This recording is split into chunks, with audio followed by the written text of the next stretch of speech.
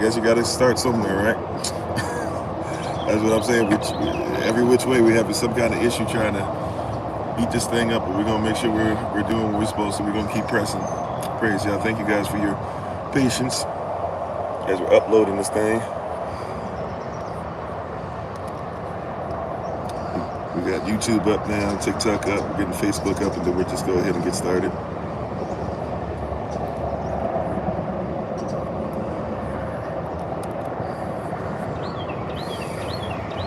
We're going to go over something we actually talked about briefly in another live session about already. We're going to get ready to go over it again. Prayerfully, everybody's doing well wherever you might be. I apologize. It's a little difficult for me to see the screens that's rising. I'm trying to make sure that we can see you all. And it's going to be difficult to do the live session. do the shout out at the end. So more than likely there will be no shout out at the end. You should have gotten the Google Calendar invite already at this moment in time. The Google Calendar invite basically letting you guys know about what we're going to call a super regional meeting tonight. Everybody's invited, but so that's why it's not a regional meeting. It's a super regional meeting, but everybody's invited. So that'll be tonight, 9 o'clock p.m. Eastern New York time. If you can join us for about 30 minutes or so. I'm really not going to have much. Just going to kind of be saying hello to everybody and having everybody, if you'd like to talk to each other, do a little bit of that. Let's see.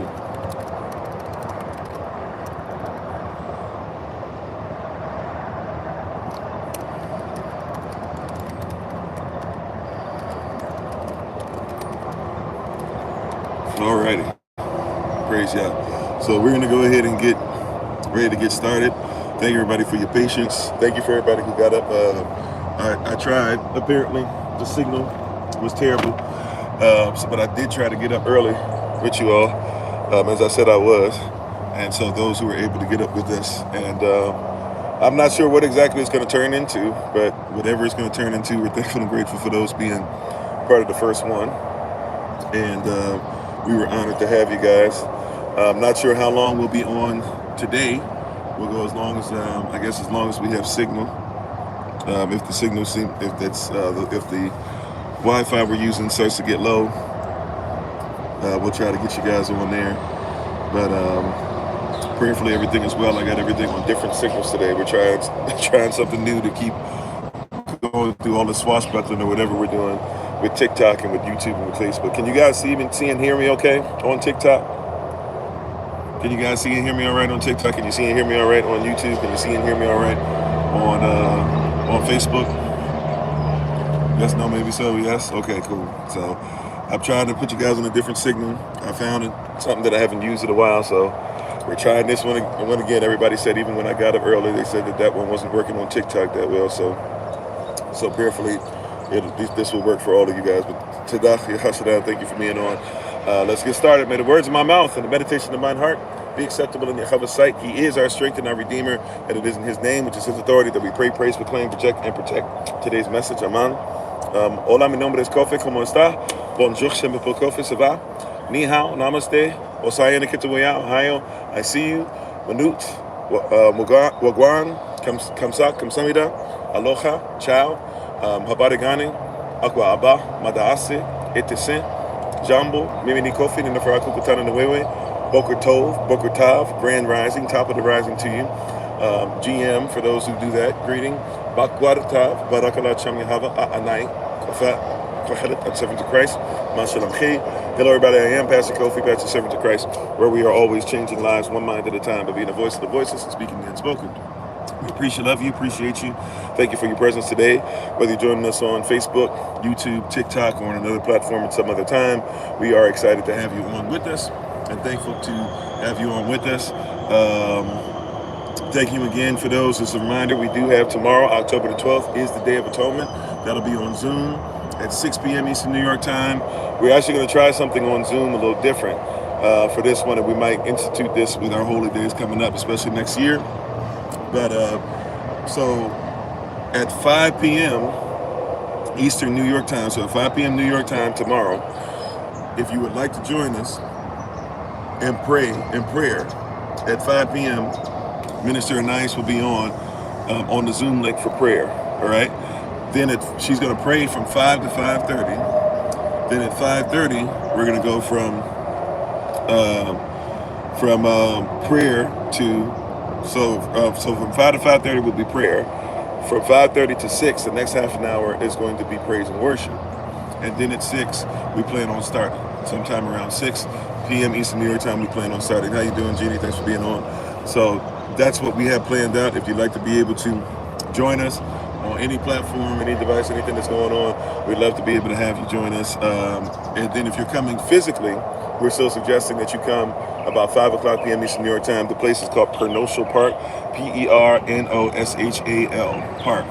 So if you'd like to show up there, if you're in Georgia, in the Atlanta, Georgia area, kind of centered more so around Dunwoody, if you know what that area is. It's going to be in that area, Dunwoody, Marietta, somewhere around there. So if you'd like to join us, we'll be there tomorrow in person. You can start showing up there around 5 or so. We'll try to be there from like 5 to 7, maybe 5 to 8. And we hope that everybody can join us for that holy day. Amen. And so we're thankful and grateful. How you doing, Niku? Is that the best that you got? You got to do better, right? That's not even a big deal. Obviously, that's not a big deal to me to have somebody say that. So do better. Even in your trolling, we want you to be on the next level trolling, right? So help us out. I don't want to acknowledge something that's low tier trolling because I feel like your trolling is on another level, right? Bring it up, right? But thank you everybody for being on. We appreciate, love you. We're trying this new thing called being on time. And even in being on time today, we had issues with signal. It is what it is. But we're going to go ahead and get into something that we talked about a while ago. And once again, don't forget about the Google Calendar invite. Please look up your Google Calendar invite to see what's going on. I put in there that we don't have the Zoom link in there yet. The Zoom link will be added very soon. Alrighty. So we thank you, everybody. Appreciate, love you. We're going to go ahead and get into today's message. If you'd like to go ahead and stand to your feet for our Bible pledge. And we'll go ahead and get started, get into today's word. I will not be on as long as normal because we are on the road. But prayerfully everybody's doing well, so we're going to get ready to do our Bible pledge. While you're standing to your feet or reverencing the word of Yahweh, however you're able to, we'd like to be able to say hello to everybody. So once again, hello, Jeannie. How you doing? Nuku, Atami. Said Free Palestine, Congo, and Sudan. All right, sure. How you doing? If that's your way of saying hello. How you doing? Into the Deep. How you doing, Minister Samaya LeRae? How you doing, Brother Dwayne? How you doing, Sister Renee? How you doing? Smile with us. Alrighty. How you doing, Sister Snap? I can't scroll back but so far, so I'm not sure if I got everybody on there. Sister Beck. And Sister Beck, just to let you know, I sent you an email, but I looked at every single thing we've been sending out. Your name or your email address is on there. I'm going to double check to see if it's on there for the women's meeting. That might be the only one I didn't check because I'm not, on the women's meeting, but I'll try and check on that. And other than that, I think we have everything that we send out as far as Google Calendar invite or even emails in general. You should be getting the same thing everybody else is. So I'm not sure if it's not coming through for some reason. If so, we might need to check. But I checked even with the email address that you gave Sister Renee. So just to let you know, you should be on there.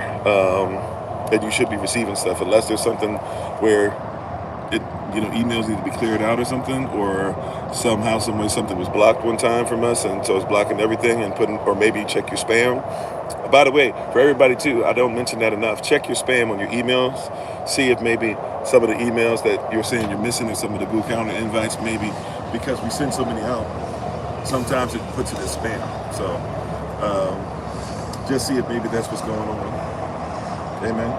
Alrighty. Well, let's keep on saying hello. Sorry about that. How you doing, Sister Knight? How you doing, Wavy Davy? How you doing, Sister Mignon? ¿Cómo está, mi hermana Sherry? How you doing, Remnants? Jacob in Puerto Rico. Hopefully you're doing well. Keep on doing all the GOAT training, if you will. How you doing, Big Brother Thomas? How you doing, K1 and Only? How you doing, Forever Young? How you doing, Radio Prince? How you doing, 4444? By the way, everybody down in North Carolina and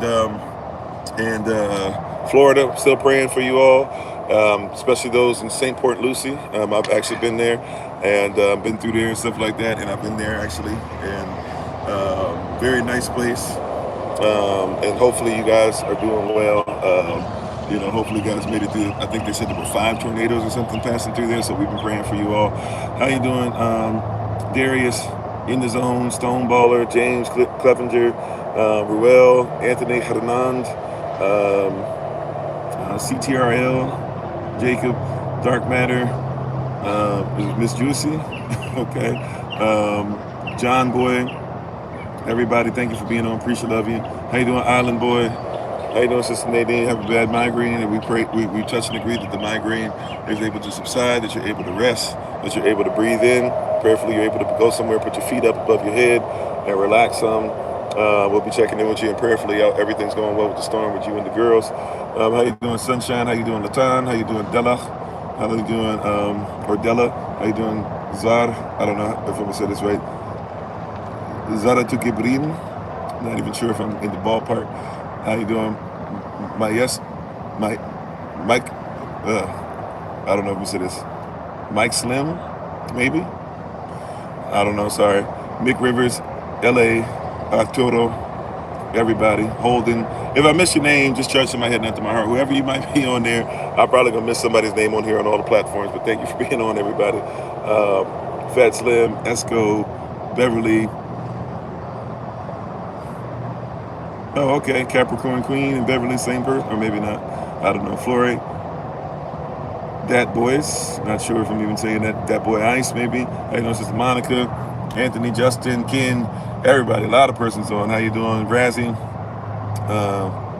Mikey Storm, Shirley, Alman. And if I miss your name, please forgive me. You guys saw I try my best to catch as many as possible. I'm a human being. And also, too, the setup today, the lighting is doing the weird thing. As you can see, my face is dark, my face is not. So I'm becoming in and out with a lot of stuff in my light because of the position. We got a weird setup. Something's going on. I'm going to have to get a couple new tables to be able to put stuff on so we can get this word out. All right, how you doing, Sis Beverly? Bev's Body Butter. Please, by the way, make sure you support Bev's Body Butter if you've gotten out of the habit of doing so. How you doing, Trina, McCoy, Chosen Beauty, everybody? Appreciate, love you all. Alrighty, how you doing, Bradley? Okay, let's go ahead and get into this. We're gonna say our Bible pledge real quick and get right into this. All right, you can just repeat after me. This is my Bible. This is my sword, and this will I trust. For Yahshua is Lord. No sword of God shall ever be heard. For this is my Bible, and this is Yah's word. Hashem Yehovah, Aman, which is in Yehovah's name. Amen. Alrighty. So thank you, everybody, once again for being on, and you may be seated to go back to you doing in the presence of Yah. And may Yah bless those that read, hear, and especially adhere to or follow His holy and righteous word. Today we're going to talk about something we talked about a little while ago. I feel like this was like 2 or 3 weeks ago. I asked persons to send this to me in a text, and I've been wanting to be able to preach on this. Certain things have happened since, and even just in general, it wasn't time yet. But we talked about a 2-week notice, and that's what we're going to talk about today, 2-week notice.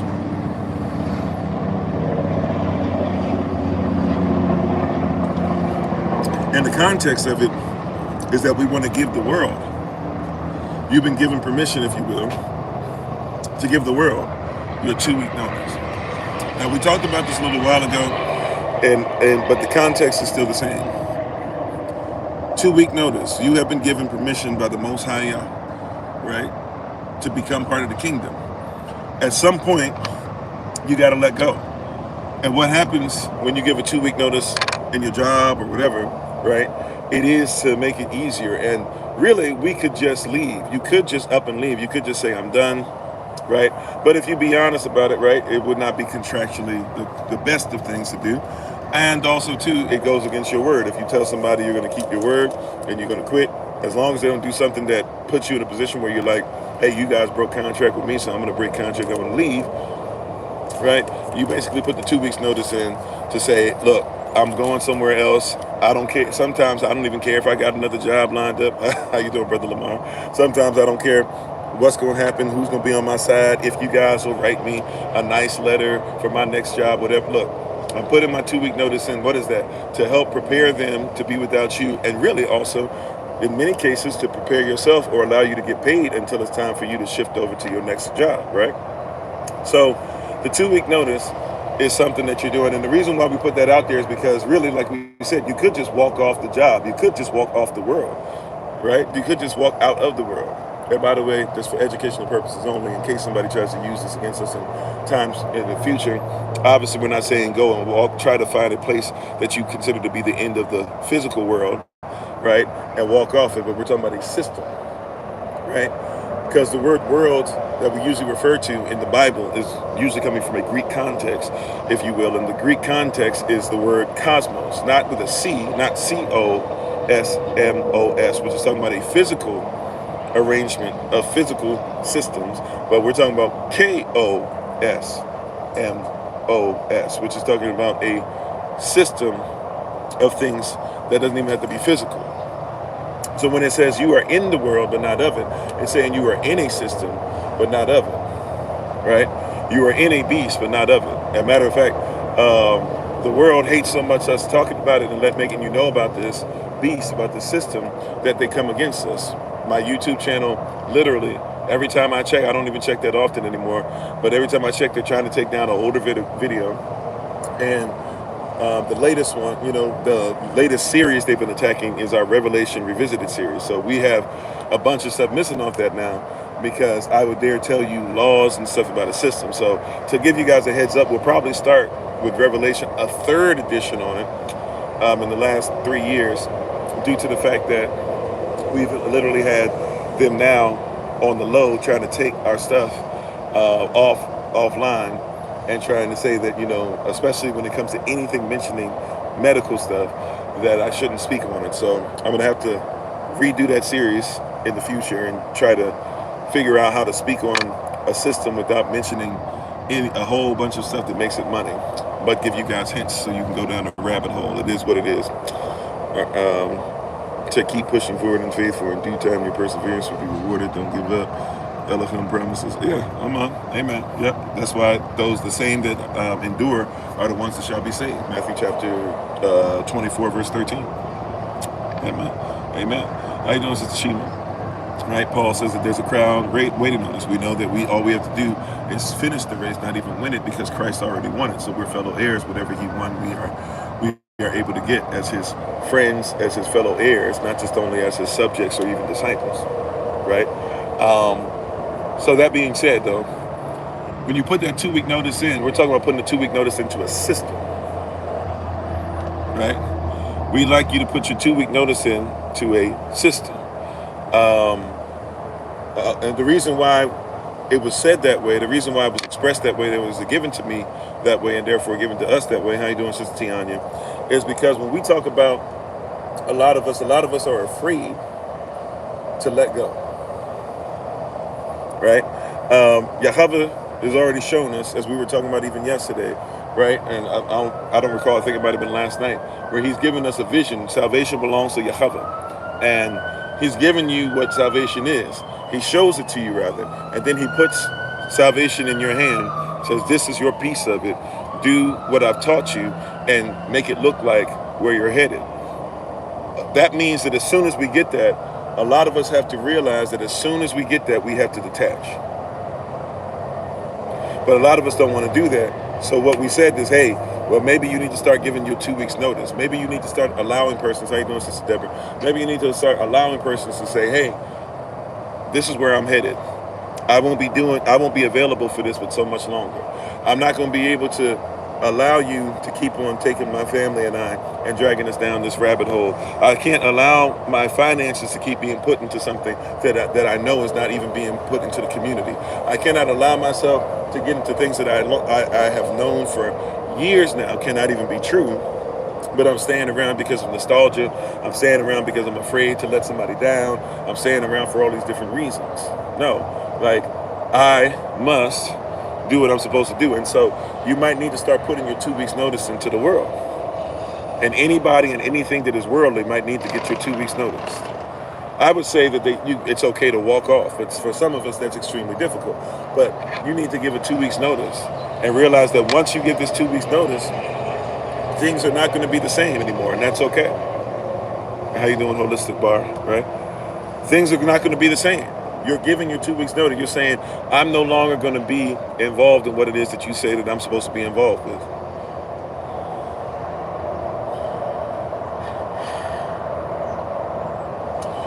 So I'm gonna no longer be involved with what I've been involved with. I can no longer try to live outside of what the Most High has for me. That should be a standard, right? And I'm going to have to leave the standards that I've had in the world. Now, this sounds pretty simple, pretty simplistic, right? That most of us would say, well, duh, of course. Why would I think that I need to do? Of course, I'll come into the word. But the problem is that you're still doing the things that are against Yah's word, right? We talked about this yesterday, Jeremiah 29. All the things that are supposed to happen in our captivity. We go straight to Jeremiah 29:11. That Yahweh says, I know the thoughts that I think towards you, right? Thoughts of peace and not of evil, right? And we go, oh, great, right? But what are the things that he says before that he still needs you to do? He says, I still need you to make sure that you're building families, build homes that you live inside of, right? He says, plant gardens that you still eat of. These are commandments. Now, we don't like, many persons listen to me at some point, whether you listen live or later on. There might be somebody coming through who doesn't like the fact that I'm harping on commandments, even though you're in a kingdom. And when you're in a kingdom, whatever the king says is law, right? When somebody says we're not under law, you guys are always focusing on Mosaic law, and that's not even true within itself. So says Romans chapter 10, verse 5, right?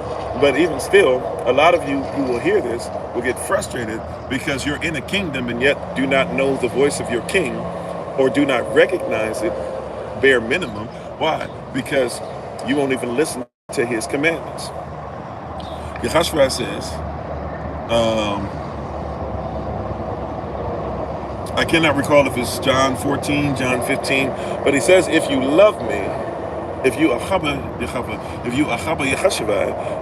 him, hey, how you doing, Chef King? Right? If he says, if you love me, what will happen? He said, you will guard, you'll watch over my what? My commandments. And he does the same thing. He says, I'm watching over my word to ensure that it will perform. So he gives us commandments. Some of his commandments go along the lines of coming out of the world, picking up your cross. How you doing? Right? These are things that are commanded over and over and over again, constantly and consistently, without question, without fail. By the way, can you guys still hear? Mic check real quick. Can you guys still hear me and see me wherever you are? Can you hear me and see me on Facebook? Can you hear and see me on YouTube? Can you hear and see me on TikTok? How you doing, I am? How you doing, Wavy David, if I didn't say so already? How you doing, Sister Danielle? Yes? Okay, cool. All right, I'm just making sure. We had the problems yesterday, pretty much in the same. Well, no, actually we were in a different spot yesterday, but last night persons were saying that we were having an issue. So, and then early when I got up early today, person said we had an issue. So I just want to make sure. Thank you. So yeah, so if you love him, you will keep his commandments. Tada, right?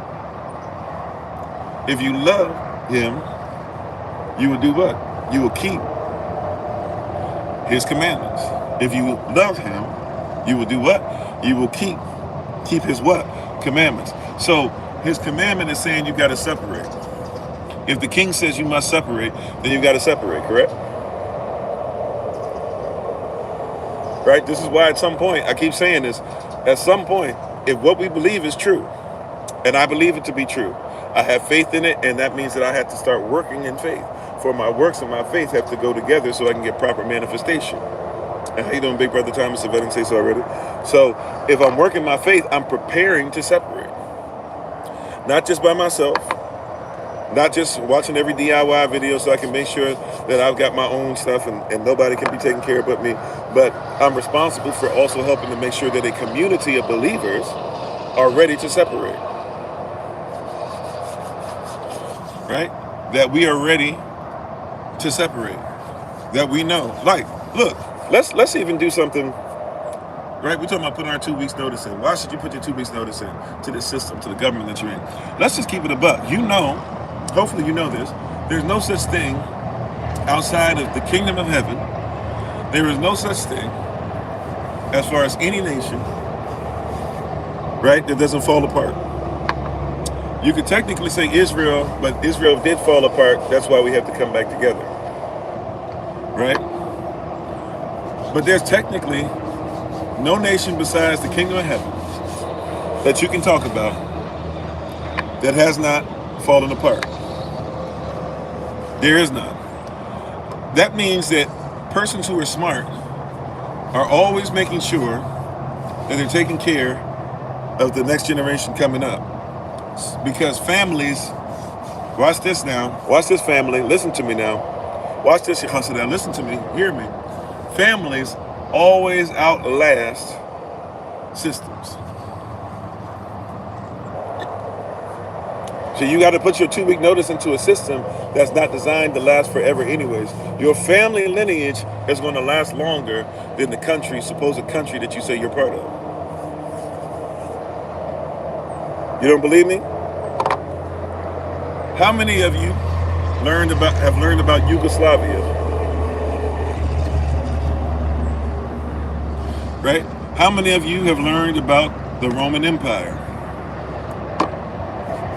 How many of you have learned about Charlemagne the God, or Charlemagne, no, not Charlemagne the God, but Charlemagne, right? Charlemagne the Great, excuse me. Okay, I'm naming certain places. How many of you have learned about Mexico that reached all the way up to Canada? How you doing, Minister Morel? I'm putting these countries out here because I want you to know that all these countries are even versions of countries or versions of empires that we're talking about. They don't exist anymore. Not in that formation. But the families outlasted them, which means your family is really where the nation is. Did somebody catch that? How you doing, Isaka? Right? How you doing, Sister Iska? How you doing a little bit? Your family is going to outlast. Hear me, beloved. Stay with me. Roll with me now. Your family is going to outlast the supposed nation you're part of. But Israel, or even the kingdom, or those grafted into Israel, shall be the ones to last in eternity. The kingdom of heaven is the only kingdom that doesn't go anywhere. It suffered violence. The violent are trying to take it by force, but their kingdoms will all pass away, right? There's a whole song, right? Kings and kingdoms, they shall all pass away, right? Some of you know what song that is, right? How you doing, beloved? Those promise. But those things do not outlast the kingdom.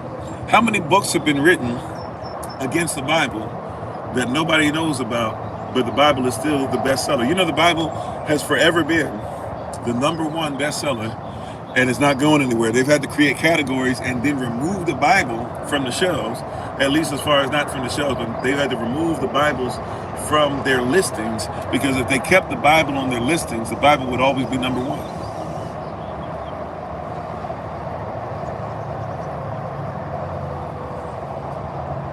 Oh, if you're with All Father, you know, you believe All Father and all the stuff that comes with him or whatever, and you know, believe in the stuff that happened that was necessary for him to come, you know, dripping from the man's, you know, sweat as the ice stripped, and, you know, the cow that comes from or whatever. If that's your belief system, then you do what you do with that. But in my culture, that's not something that I don't need to go ahead and lift up that idol, right? If that's your way of saying hello, though, how are you doing? How you doing, Unique? You got to recognize that all these systems have passed away, right? All these systems have passed away. Now, there's persons still trying to use this, but all these systems have passed away. All these kingdoms have passed away. The Napoleonic system has passed away. Right? Now, we can say, yes, the spirit of it, the Greco-Roman spirit and stuff, but, you know, Alexandria, Egypt, is not ruled by the Greeks anymore. I'm sorry if it's buffering. Y'all told me it was buffering when I came on earlier today, so I got it set up on this. That's about the best I would be able to give you guys today. I'm sorry. So I apologize. That's the best I'm able to give you guys today. That's pretty much what I got. At some point, maybe we'll try to buy another one that's better down the road when I can afford to. But right now, that's the best we got for you guys. I'm sorry. I got you guys with different signals all together, so they can't even try to get one that messes up the other system. This is the best I'm be able to do for you guys. I'm sorry. Right? So you got to recognize and realize that these kingdoms, how you doing, TC? That these kingdoms have passed away. So why should I put my 2 weeks notice in? Because even the story of mankind, even his story tells me that at some point, and how you doing, D? Even his story tells me that at some point the system that I'm in must fade. And history tells me, right, and even the way that the United States is moving right now, that stuff is so jacked up that obviously I need to be prepared that when this thing is broken up and when governments see, okay, look, let's take, I'm trying, let's slow it up a little bit. All right. Was Hawaii, I want you to see this, with Hawaii, Kauai, right? What we call Hawaii today, what we call the 50th, I believe the 50th state, right? Alaska was 49th, Hawaii was 50th, I believe, maybe I reversed that. You got to see that Hawaii in and of itself shows us how quickly something is going to change. You got to put your 2-week notice in because you're thinking that it has to take, I don't know how long it's going to take, by the way, but you're thinking it has to take, 500 years for this system to get messed up. How you doing, brother Richard? Right? You're thinking it's going to take 25, you're not going to see this. There's a lot of stuff you swore you would never see in your lifetime that now you're starting to see, right? Some of you swore in your lifetime that some of the stuff like the Jetsons was impossible. They've had flying cars since the 80s and 90s. They have persons now who are literally going around and delivering pizzas, flying through the air, right? So there's things that you swore, like, you got to be careful about this thing. It's going to take forever and a day. You swore that you would, a lot of persons swore that they would never see something where the whole world would fight. World War I, World War II, back to back. And it's continued, really. We just don't call them world wars anymore. But if you have half the country at one point that was trying to roll with Russia, and half the country that was, or half the world that was trying to roll with Russia, and half the world that was trying to roll with the United States, well then, what do you think that was? And still is, because you need to know the corporations. How you doing, Minister Elisha? Right? You need to know that the corporations and all these persons that are coming in, that they are, in fact, what's the best way to say it? All these corporations that are coming in, they're the ones who actually own these countries, have always owned these countries. So go back to Hawaii. How you doing, Yasper? Hawaii is first of all, Hawaii in and of itself was not known as Hawaii. These islands that you talk about, like the island of Oahu, the island of Maui, the island of Hawaii, they're named after even spirits that are worshipped by some of the natives that were there. But those islands actually at one point were all people, right? Not too long ago. I could be wrong about this. I want to say all this happens within the 1800s. Not too long ago, right? What you call either 1800s into the 1900s. Somebody have to forgive me. You'd have to look up when King Kamehameha was born. But basically, the main island of Hawaii, right? Hello, Ali Coyote. You got to do better than that. But hello, if that's your way of saying hello, how you doing? Right? And how you doing, Brother Rodney? So all these things that are going on, you have to realize that the island of Hawaii, right? That was a place to where there was already infighting going on between family members, and there were different groups, branches, nations, or what some of you try to call tribes. Remember, tribe is not real in most cases that you guys are mentioning tribes, because a tribe would have to have, 3, T-R-I. So a tribe would have to have 3, groups in one. So many times when you guys talk about tribes, there's no such thing as a tribe, right? How you doing, Brother Craig? That being said, King Kamehameha, right, was in a fight with his own family. It ends up winning out. When he ends up winning out, guess what his family's group is called? They're called what we would call today Hawaiians. So that's how Hawaii, the main island, became Hawaii. Then they said, look over there at that island, right? And King Kamehameha and them came over. And by the way, look at some pictures of King Kamehameha. He looks like you. When we talk about this stuff and we say a lot of you is mistaken, even if you were to look up now, if you look up a picture of King Kamehameha, 7 foot tall at least, by the way, right? That man looks like you, right? So anyways, he goes and they go over to the next island. and they conquer that island. So now you got 2, and they conquer the next island, right? Now you got 3, and you keep conquering and conquering until basically everybody says we're Hawaiian. All right, so that's how you got Hawaii. But then as soon as that happened, guess what happens from there? As soon as that happened, guess who starts seeing that island, who was going all over the world trying to find any kind of land, whatever that they can own? It's the British Empire, right? The United States of America is on the come up, but it's the British Empire who's doing all the sailing and stuff. So the British Empire comes and they find these islands.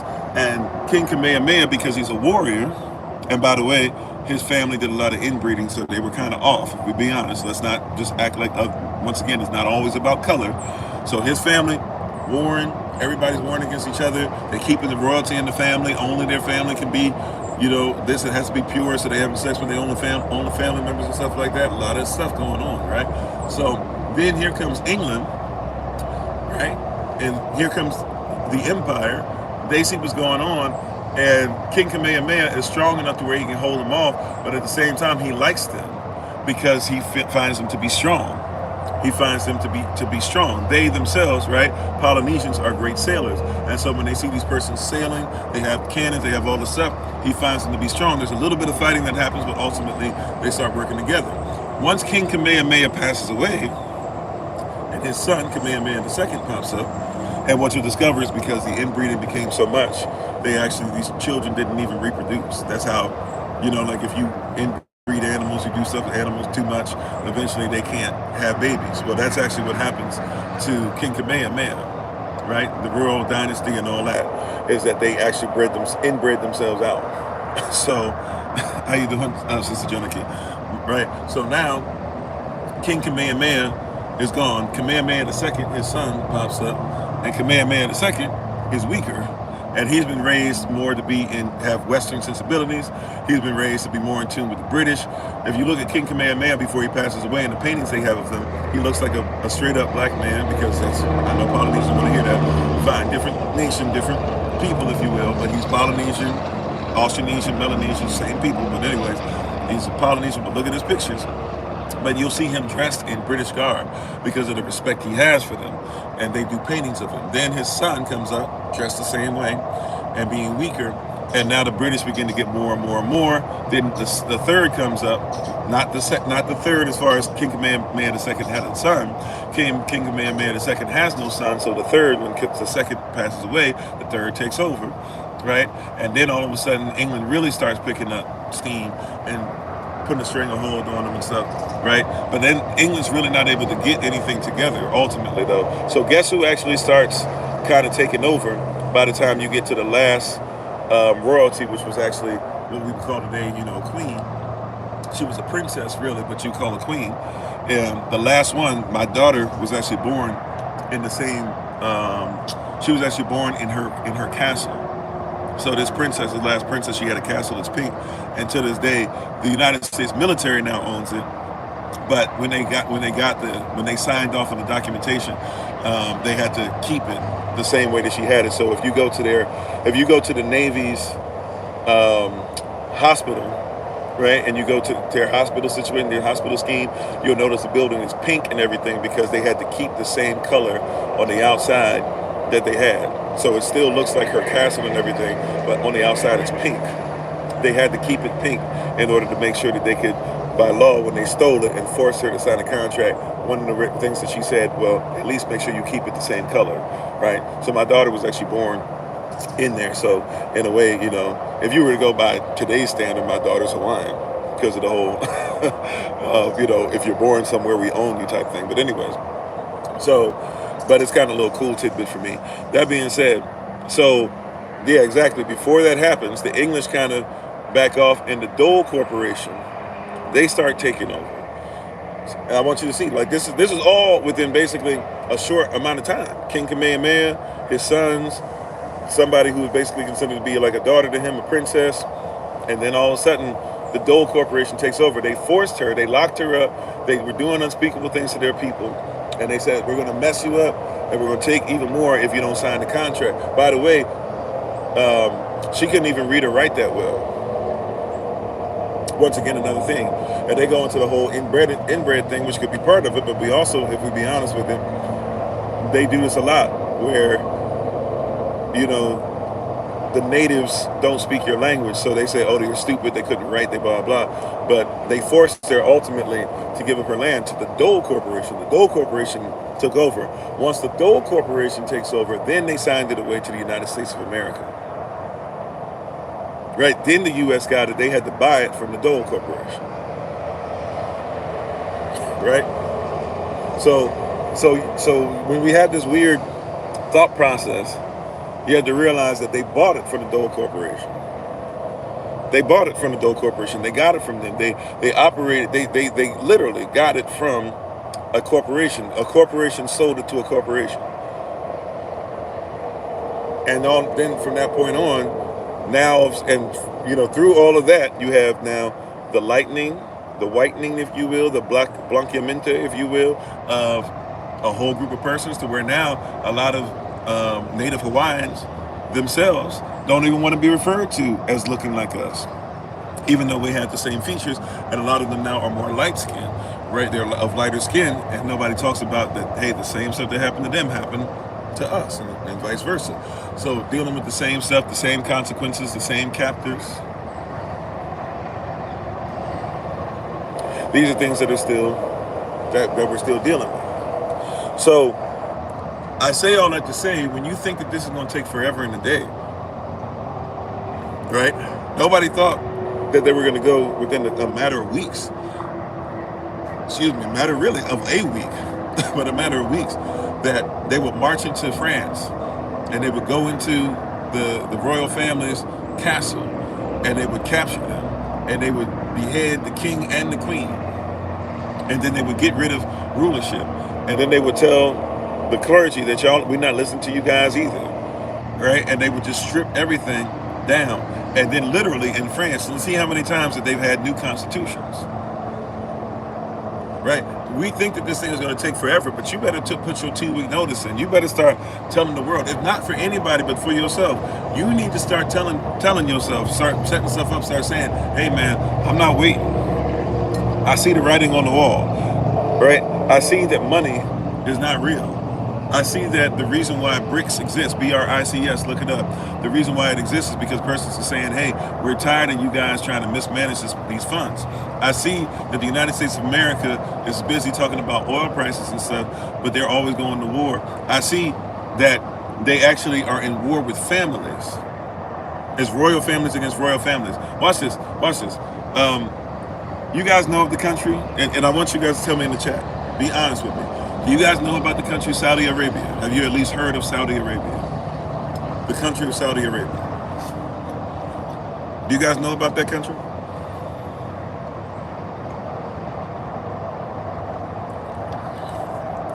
Khan? All right, watch this. And how you doing, Bruder, if I didn't say so already? All right, you ready? Saudi Arabia is not a country.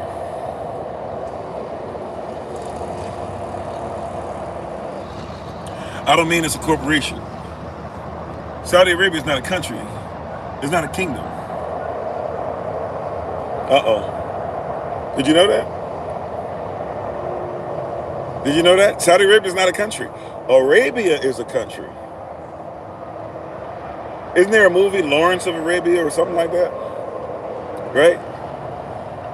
Arabia is a country. Saudi is the family that's the king. Saudi are the kings.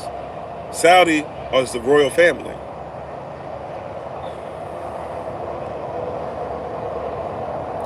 You see how quickly you can change your whole mindset. Now when you do some research, you'll be surprised. There's stuff that will pop up if you know that, right? Your whole thing can change. Arabia is a country, is a nation. But the Saudis are the royal family. Somebody's been teaching you wrong so long. And then watch this. So when Arabians do something and the Saudis do something, you don't even know how to separate the two.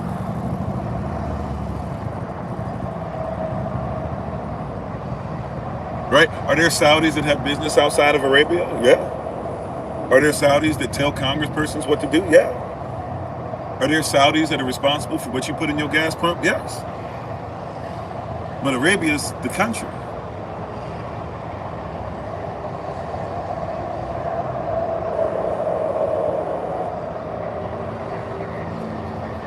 What I'm trying to say is something that quick can shift an entire perspective.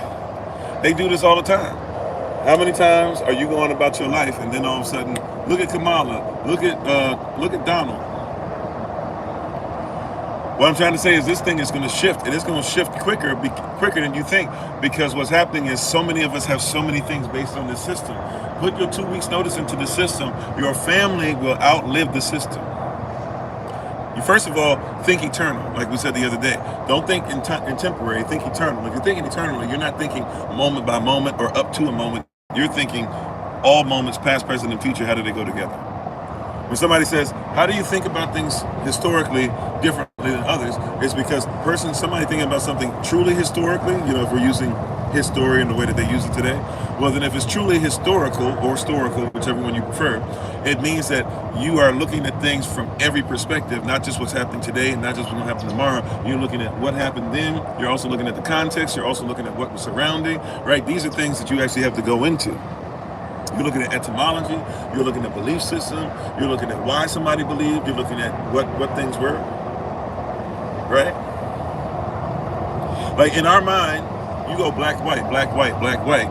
So in your mind, white men always mistreated white women. No, empirical so-called white men always mistreated them, right? But if you know anything about the Goths, the Visigoths, you know that there's a woman, and I'm talking about in Europe. If you know anything about the Visigoths, I forget her name at the moment, please forgive me. Obviously it's not Beowulf, I don't know why that's popping up in my head. But kind of sort of the same culture.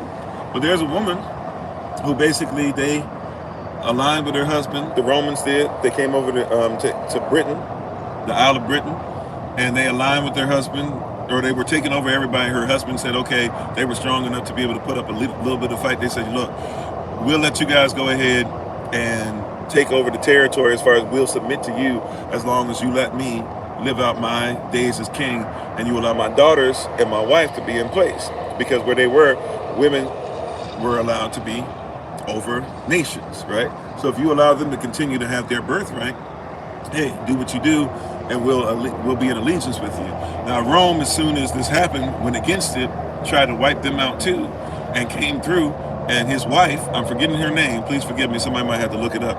I'm forgetting her name, but she basically came to him and was like, yo, what are you guys doing? How are you going to do this to us? Why are you doing this to our families? Raping our women and stuff like that. Why are you doing this? You know that my husband had this deal with you guys. Why are you going against it? Rome always goes against their deals. The Romans, basically, to make an example out of her, they take her in front of everybody, strip her naked, and do what they do, right? But they don't know, because from where they're from, women ain't supposed to be about much of nothing, right? Where they're from, their women ain't really that strong, and their women are supposed to let the men wild out and just be there to have babies and stuff and shut up. So they do this to her a bunch of times in front of everybody in public, in front of her own people in public, and then they roll out and leave her there, and she, being who she is, they didn't know who they were messing with. She gets all of the British on the island just about, and they go to war, and they almost defeated the Romans.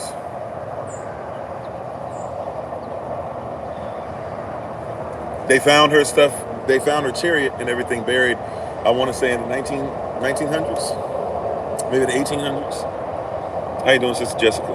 Right? How you doing, Miss Q? But they'll teach you and I, right? Because you've been part of a system that lies. So you so busy thinking that it's all white persons, when these persons were like, yo, we fighting the same system. The Irish have fought and died with many so-called black persons all around the world, right? Not every Irishman, obviously, there's outliers to everything, right? So when you see these Irishmen, so-called Irishmen, persons from Ireland, people from Ireland can't stand persons who are in the United States of America who keep talking about their Irish heritage. They'll tell you straight up, we can't stand them, because if you knew about our story, you would never keep aligning with the oppressor. And you would never keep telling them to pull themselves up by their own bootstraps. Because literally in the 1970s and 80s, they were going through apartheid in Ireland. Still, I know we don't want to call it that, but that's what it was. In Ireland in the 80s, they were still going through apartheid. People were still being shot in the street. There are pictures, famous pictures in the 60s and 70s and 80s of you looking at pictures of Ireland, and everywhere you look, you'll be like, why are there all these pictures of English soldiers? Right? Like there's English soldiers in all these pictures, and there's these Irish people like just smiling and waving stuff, but then there's these English soldiers everywhere, and they're stern. What is that? Well, that's because the English were still inhabiting Ireland. That's why it's not Londonderry, it's Freederry. Northern Ireland doesn't belong to the Irish persons. Northern Ireland is something that the British still haven't let go of. By the way, why is that something that they don't say in the UN?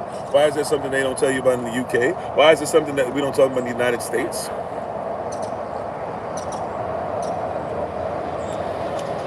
Why don't we talk about the fact that there's still those who are Welsh that are trying to be free and get from under the same thumb of oppression? There are Scottish men that still want to be free. Hey, how you doing, Auntie Mary? Right? So we're so involved that in the system, they have it such to where we don't even recognize some of our brothers and sisters in this fight, right?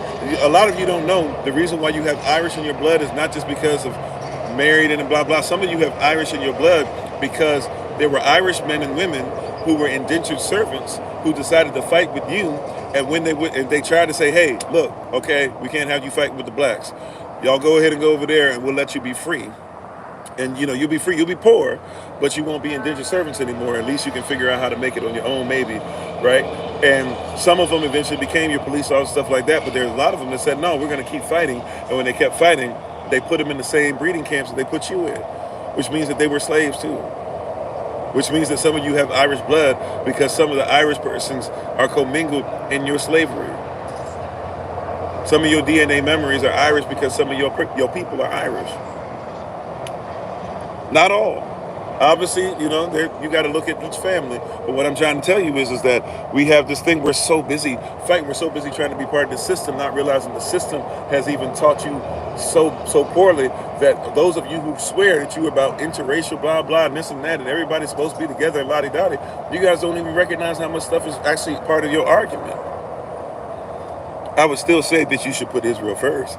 I would still say that you should put the kingdom first. I would still say that you should let go of your worldly, nation and make sure you come into a spiritual nation that's about righteousness. I would still say that we be obedient to Jeremiah 29 and we make sure that we build our own homes and we live inside of them and we have our own gardens and we eat of them and we make sure that we take on wives and we have sons and daughters and those sons and daughters are obeying the law. I would consider that we still do those things first. But if you're somebody who's saying, hey, even the person who's saying, like, can't we all get along? You should start looking at the fact that, hey, you've been so mistaught by the world that you don't even recognize that there's some persons out there who have rocked with you and rolled with you the whole time.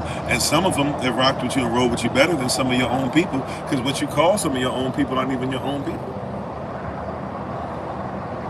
You think that the homie people were your people?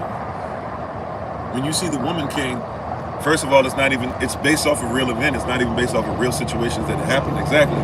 But if you see the Woman King should tell you that the homie people wasn't about you. And even those women who we give all this stuff to, they were slaves, who basically had slaves and made slaves, right? Oh, hey, how you doing, Fiverr? Long time no talk to. Hopefully you're doing well. Right? I'm just saying, when you see, and I'm be honest with you, I fell asleep on it several times. I haven't watched the end. I know once that happens, but I haven't watched the end. So I'm be honest, it didn't hit me. I like whatever our sister's name is, that was the main character. I usually like her and stuff. I didn't find it, to be whatever this time. How you doing, Minister Shante? Right? But I'm just trying to say, there's a lot of stuff. You got to put your 2 weeks notice in. Some of you need to put your 2 weeks notice into the world, because you should be tired of the world teaching you and being the barometer of things, knowing they be lying to you. Viola Davis, thank you. Right? Some of us should be just tired of getting lied to. Right? Like, aren't you tired of persons teaching you stuff and you keep turning around and it's like, wait a minute, that didn't even happen. Wait a minute, that didn't even happen that way? George Washington wasn't even the first president. Wait a minute, he was ripping the teeth out of Slayer's mouth. The first thing wasn't this whole ivory tooth lie that we talking about, but it was actually he was ripping their teeth out. How you doing, Q drops? Like, shouldn't we get tired of it? Shouldn't we get tired of this thing where it's like, wait a minute, so, like, look, I know this is something that for some of you gonna be like, oh, you just find this out. I didn't just find it out, but I'm gonna tell you, in life, this happened, you know, about 15 years ago for me. Wow, time flies. Wow, 20 years ago or so for me, when I finally realized, like, wait a minute, in my mind, when I think about something that's Greek or Roman, in my mind, for whatever reason, I automatically believe that they speak with a British accent. Like, that's how wicked the system is. You got to put your 2 weeks notice in. Think about that. Think about that for a second. Hear me, beloved. Don't miss what I'm saying, right? Like, in my mind, about 20 years ago or so, I was watching television. I can't tell you what show it was, but I started thinking to myself, if I don't hear somebody with a British accent, I don't think of them as being Greek. And I said something wrong, right? Like, in my mind, I expect the person who's Greek, who's making Greek food, to act a certain way. But I still, if I watch something about history, I expect them to speak Greek. Or even with an Irish accent, there's a lot of persons that grew up with Alexander, with this movie Alexander, right?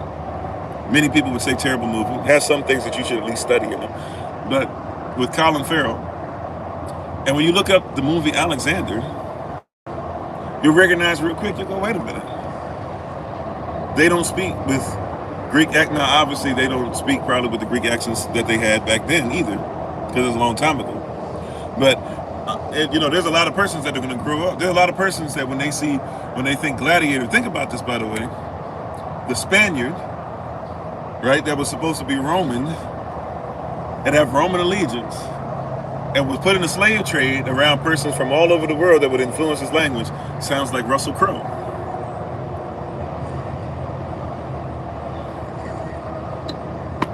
The Spaniard.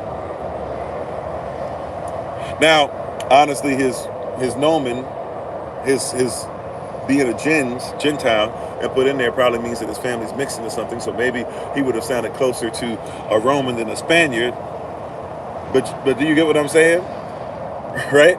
And by the way, a Spaniard back then would have been influenced by a lot of Carthaginian stuff.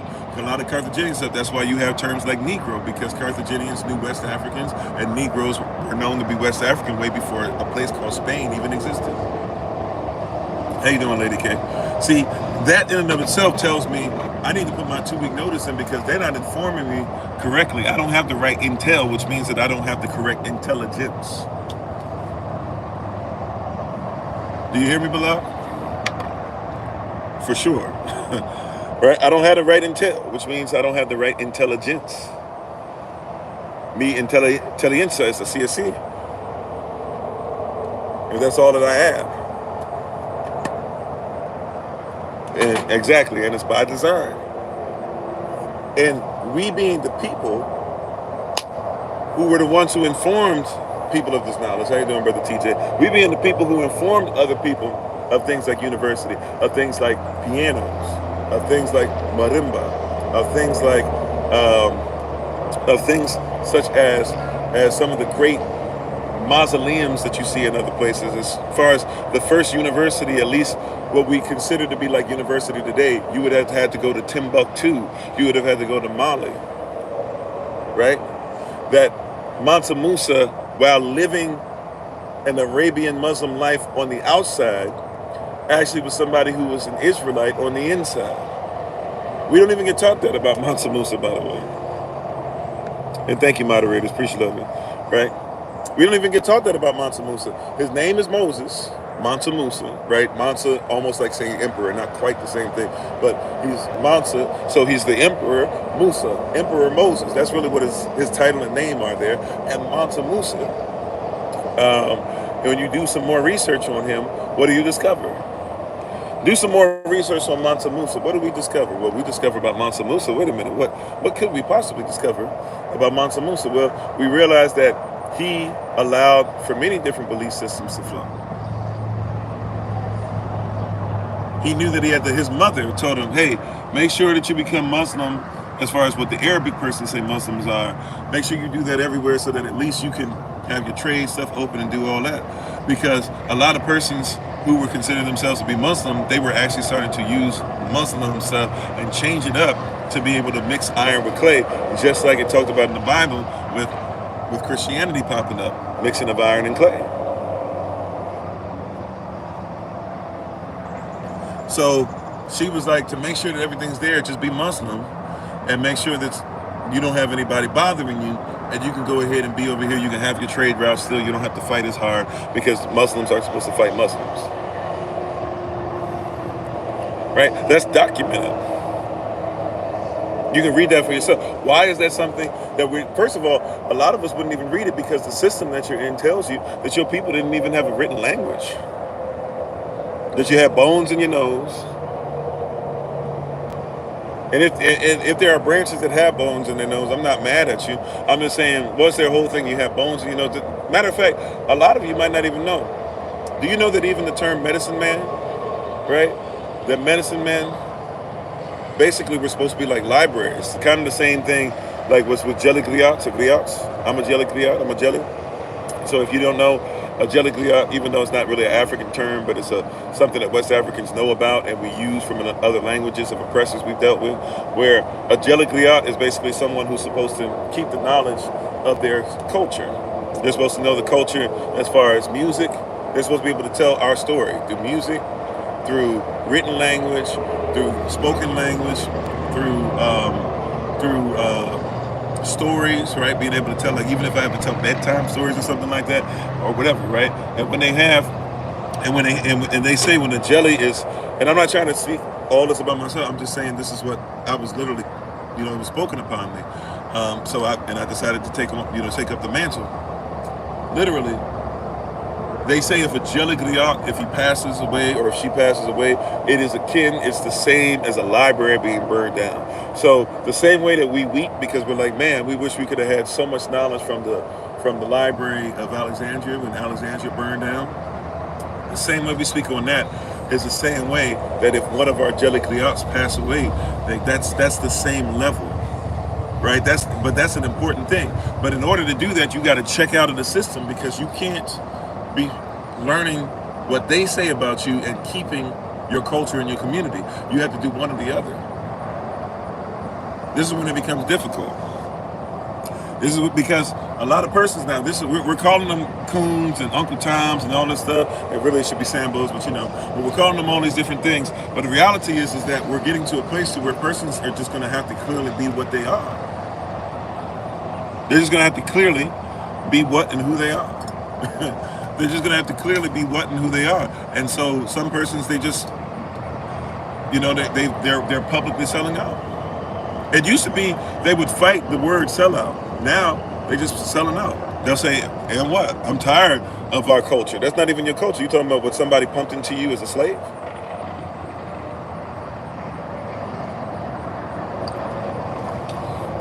But they have to publicly sell out.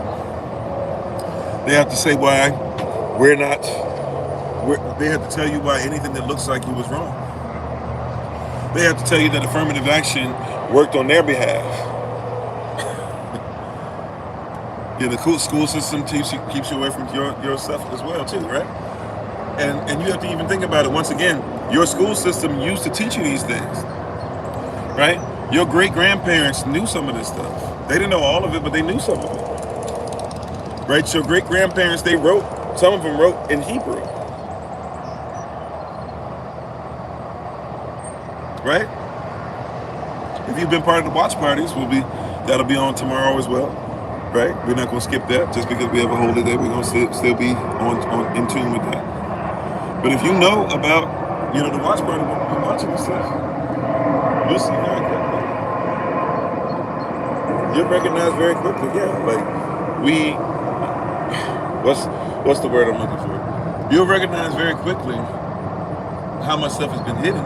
But you'll see very quickly too, in America, there's stuff written down, right? In the Carolinas, stuff written down. I believe South Carolina, where you see newspaper articles of persons from Africa who read and write Paleo Hebrew, persons that are dumb and blind right? Is it dumb and deaf or dumb and blind? One of them, right? But that can read and write Paleo Hebrew. That actually tell you that they are part of branches. They come from Africa and say that we are part of this particular branch that's in your Bible. They'll tell you, this family mentioned in your Bible, that's who I am. They'll meet up with Jewish scholars and or have their stuff sent to Jewish scholars that they're writing, and the Jewish scholars were saying, even in places like Harvard and stuff, saying, hey, they're on it. What they're saying is exactly 100% right. But nobody teaches us that because you're in tune with the system to where Harvard can know about it and you will never be taught. Think about that. Harvard's supposed to be what? Supposedly the pinnacle of all the learning. If anybody's teaching it, it's Harvard. How many persons in Harvard know about that? How many times has that even triculated down? Did that hit you at all in school? That somebody said that, yo, there's black people in South Carolina, and they write in Paleo Hebrew. Right? Why would you continue to be part of a system like that? You got to put your 2-week notice in. If you're not ready to just roll out, start giving notice. Start telling persons. Start letting yourself know. Start putting it in different places. Start changing little by little. Like, I cannot remain in a system that's so wicked and decrepit and really their style is ancient, because see, when they talk about ancient Israel is always eternal Israel, because Israel is the only nation that was ever created to be 100% under the will and the law and the regulations of the Most High Yah. How you doing, Ethelred? Right? So that means that there is no such thing as ancient Israel. There's only Israel, because Israel is supposed to be kingdom. There's no such thing as Yahweh having an ancient kingdom, because his kingdom is eternal. Oh, somebody catch this. Don't miss this. How you doing, Brother Vincent? All praises to the Most High Yah. Somebody, don't miss this now. You can't have ancient Israel if all we are is eternal creatures. If we've already signed up for eternity, then what is ancient about us?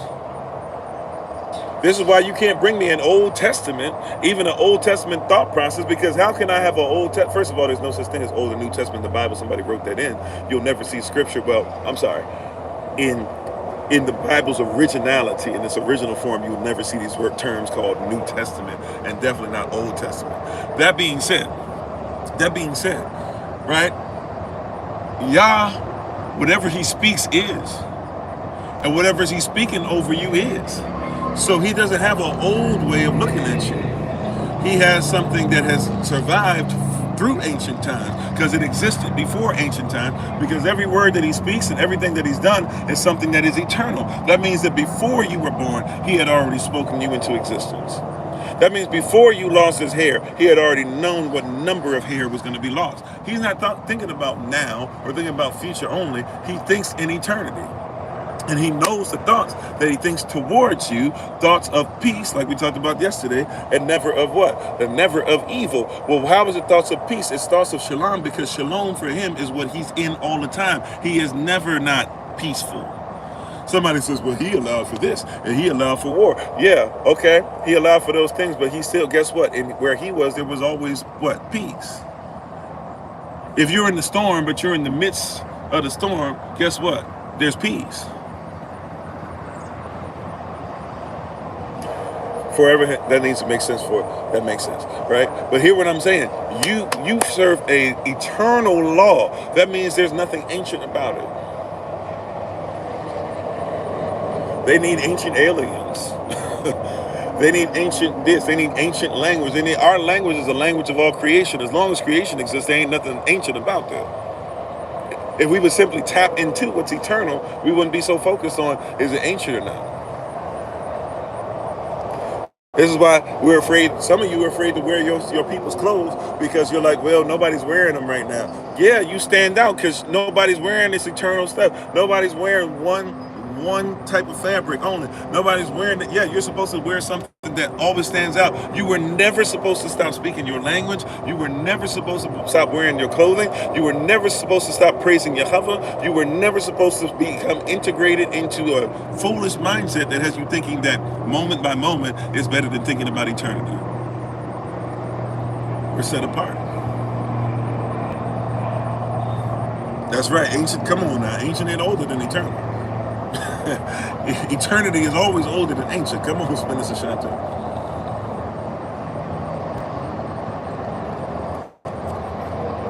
There ain't nothing ancient that's been around longer than something that's eternal. Stop tapping into something that somebody's trying to call. This is why some of you don't even get, because you believe it's Old Testament, you say that's ancient. That's an ancient way of looking at stuff. No, it's eternal. We're peculiar persons. Really, if we're a nation, we're a peculiar people. And thank you for the love. So, watch this. See, you won't do it because somebody says that's what they used to do. Right? I recall, it's not but 3-4 generations ago, in certain places in the United States of America, your praise and worship music better not even think about having no piano. Some places you better not think about having an organ. Right? But now you better have a full, right? There was a time then, okay, it better be a choir and it better be full orchestra, but that's because of your oppressor. You were like, hey, they use all these instruments. Hey, they do this. Hey, blah, blah, right? And you better have the right choir robes on. And I recall being a musician coming in, right? And people were still arguing more over what the fit was. Y'all still do it in your praise and worship teams.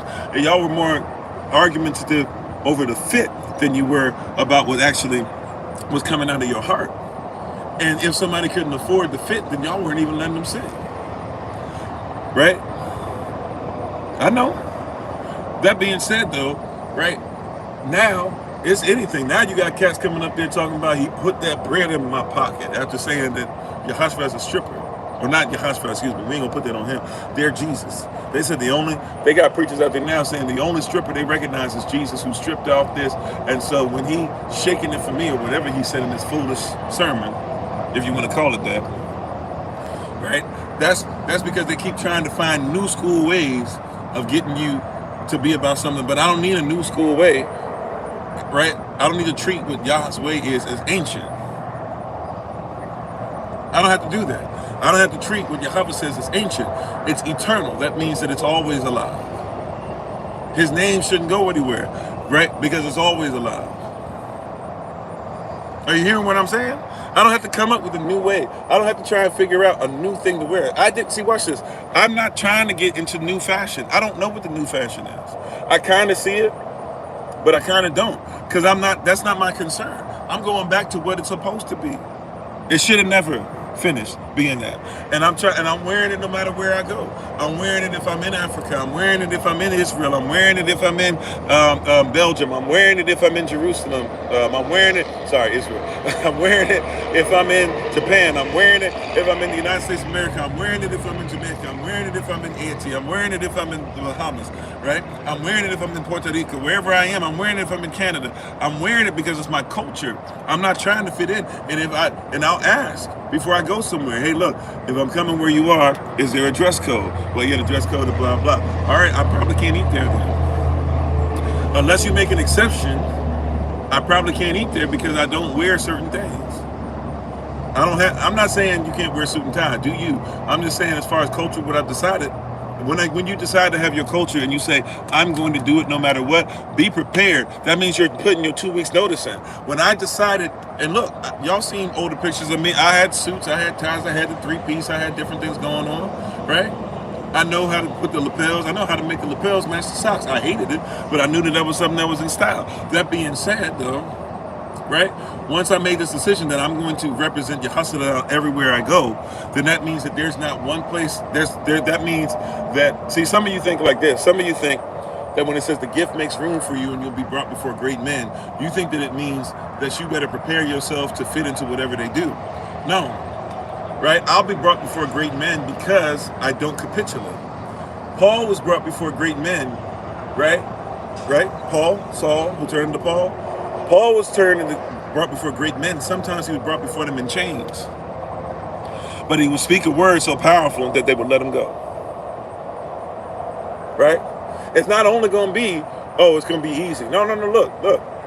I've been asked to come before persons. Some persons I'm not even, right? I pray about it, right? But I've been asked to come before persons outside of the culture who don't even adhere to the stuff that we adhere to. Why? Because the gift is great. But there are also a lot of places that I know as soon as I decided, right? No shade, but as soon as I decided to preach against Christianity, I know that I'm not going to be accepted in the Potter's house. I'm not even trying to talk ill about T.D. Jakes in this situation. How you doing, DMZ? I'm just keeping it a buck. As soon as I said, I'm going to be obedient to Holy Ghost, and she's telling me not to speak against Christianity, the mixing of iron and clay, I knew that I'm not going before T.D. Jakes. I'm not being invited to Joyce Meyer stuff. I'm not going to even though I like Fred Price and now his son or whatever, I'm not going to be invited there, right? More than likely. You never know, right? Holy Ghost, but I made up my mind. I'm separate. Certain places that I somewhat spiritually grew up in, and persons that we're supposed to have this deep relationship with, as soon as I started saying I'm going to be about as soon as I made up in my mind, rather, that I was going to do that, I made up in my mind I would do that, guess what?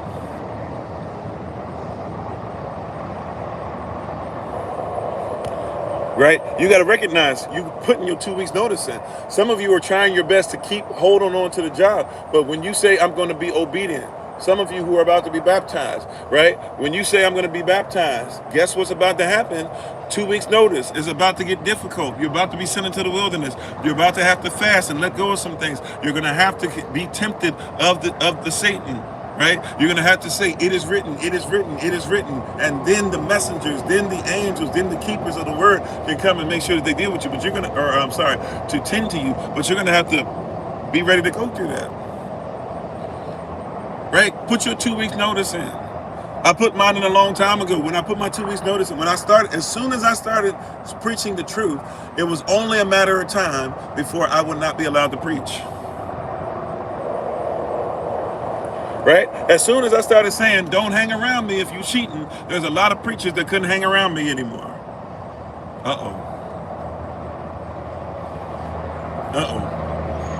You hear what I'm saying?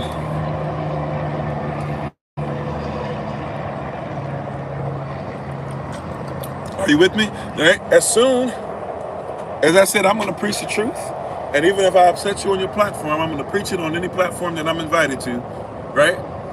As soon as that happened, a lot of platforms and a lot of persons on platforms, they stop dealing with you. Because you're preaching the truth. You've got to come into the realization that you are on a different level. Hello, DYB. Nothing. But how are you doing? Rather than try to treat me like nothing, and let me do the same thing back to you, I'll treat you like you're an actual human being and that you deserve respect. So, how are you doing? Right? You see what I'm saying? So you have to recognize that as soon as you decide to be in truth, like the person that was on there trying to make fun of my hair or whatever, right? And everybody loves to make fun of my hair because I've decided to let it grow naturally. And you know what's interesting? I know that some persons, not all, but some persons can't even grow hair anymore, right? I don't want to make fun of you or anything because I'm not trying to have anything bad come upon me. But I'm just saying it's interesting that I've even found out that some of you be bald as I don't know what. That being said, right? That being said, in all those things, I'm going to go to another level, right? Like, and thank you, moderators, for what you do, but you ain't even got to worry about this person.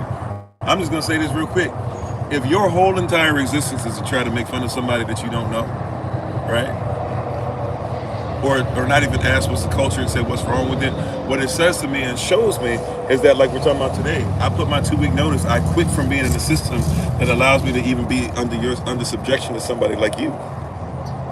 If you can't think about anything other than try to make pull somebody else down, there's an old saying, right? Matter of fact, not too old, but there's a saying. At least, I don't know how long ago, but there's an old saying. And it goes like this, right? If you have to, if in order to be taller than somebody, you have to cut off somebody at the knee in order to be taller than them, you're not taller than them, right? Right? Like if you have to amputate somebody's legs so that you can be taller than them, you're not taller than them, right? So if you have to come on, and that's why you have to disconnect from a system. You're even in a system to where they have to cut off. They have to try to cut you off. They have to try and cut you down. And they're mad at persons such as myself because they can't cut me down. Right? They cannot cut me down. How you doing, Yahmon? Right? They cannot cut me down. Like, because I'm with Yah. And you got to recognize about yourself. You got to come out of that wicked system and recognize, like, the devil sends imps. Right? If you don't like that terminology, if somebody doesn't catch that because you're not in this community, you're not in this system, you don't think this way, fine. Think about it like this. Misery loves company, right? And those who are miserable send messages or send messengers to ensure that they can try to make you miserable, right? You hear what I'm saying? You have to, in your mind, start putting your 2 weeks notice in, because this system is wicked. If this system got persons on here literally trying to have no other mindset, thought process, no other time to do anything other than to try to make you feel like you're nothing, then they fit into Psalm 123, who are your oppressors, who are at ease with your scorning, and they fill you with contempt. You need to put your 2 weeks notice in. If your friend makes you feel like that, that's not your friend. If your follower makes you feel like that, that's not your follower. Right? If you're so busy, look, this is no shade to anybody at SOC. Y'all know the deal. Y'all know how this works. And I appreciate love you. You know that I love you guys, right? I'm not talking about anybody specifically. I'm just making a statement. Call it a bold statement. Call it a true statement. Call it something that it is. I know that this will be offensive to some. Right? Amen, Jose. Right. This will be offensive to some. I'm not trying to offend. I'm just trying to tell you the truth. I recognized a long time ago with this that if I'm going to tell the truth, if not, then hey. But if I'm going to tell the truth, if I'm going to be accurate, I cannot change based upon what everybody around me wants me to do.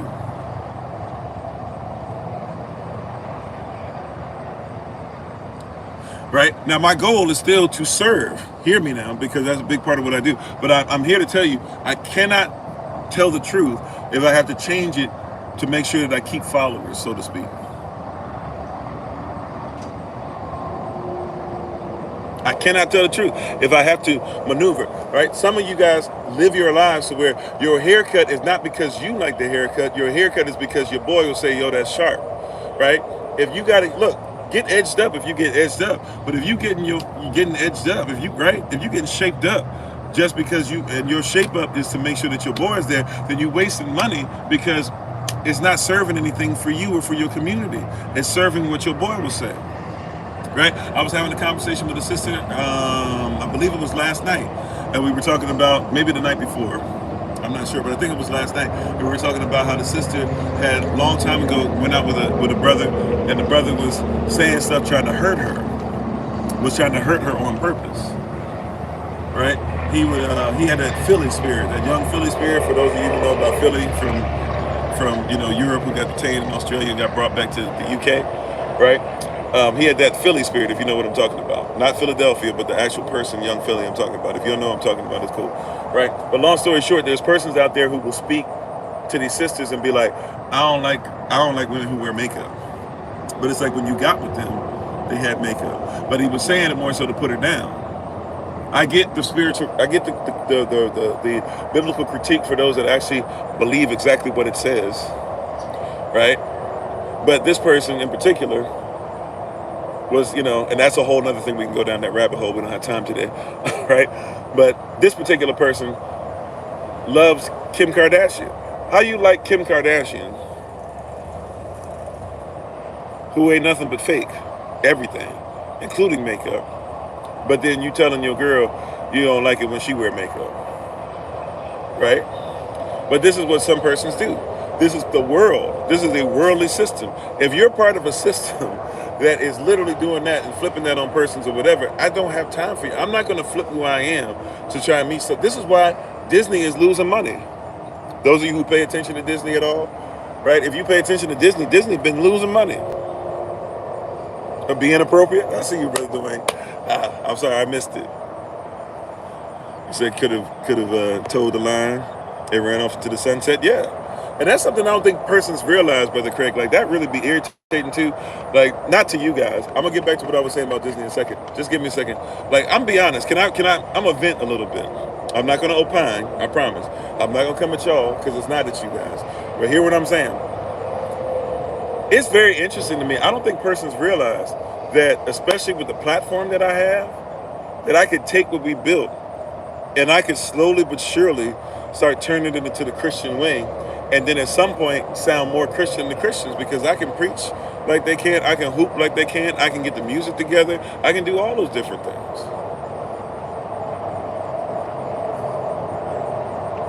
Right? The fact that I've decided to do this means that I've told y'all this. I have to preach a word and depend on those that believe what I believe and those who would believe that I'm worth sowing into. That's the only way that I survive, is that I believe that what Yah says is true. If I give, it shall be given back. Elohim's measure, pressed down, shaken together, and running over, shall you all even be willing to give into my bosom, for with the same measure that I meet, shall it be given unto me. The same measure that you meet, that you help persons, somebody will sow back into you.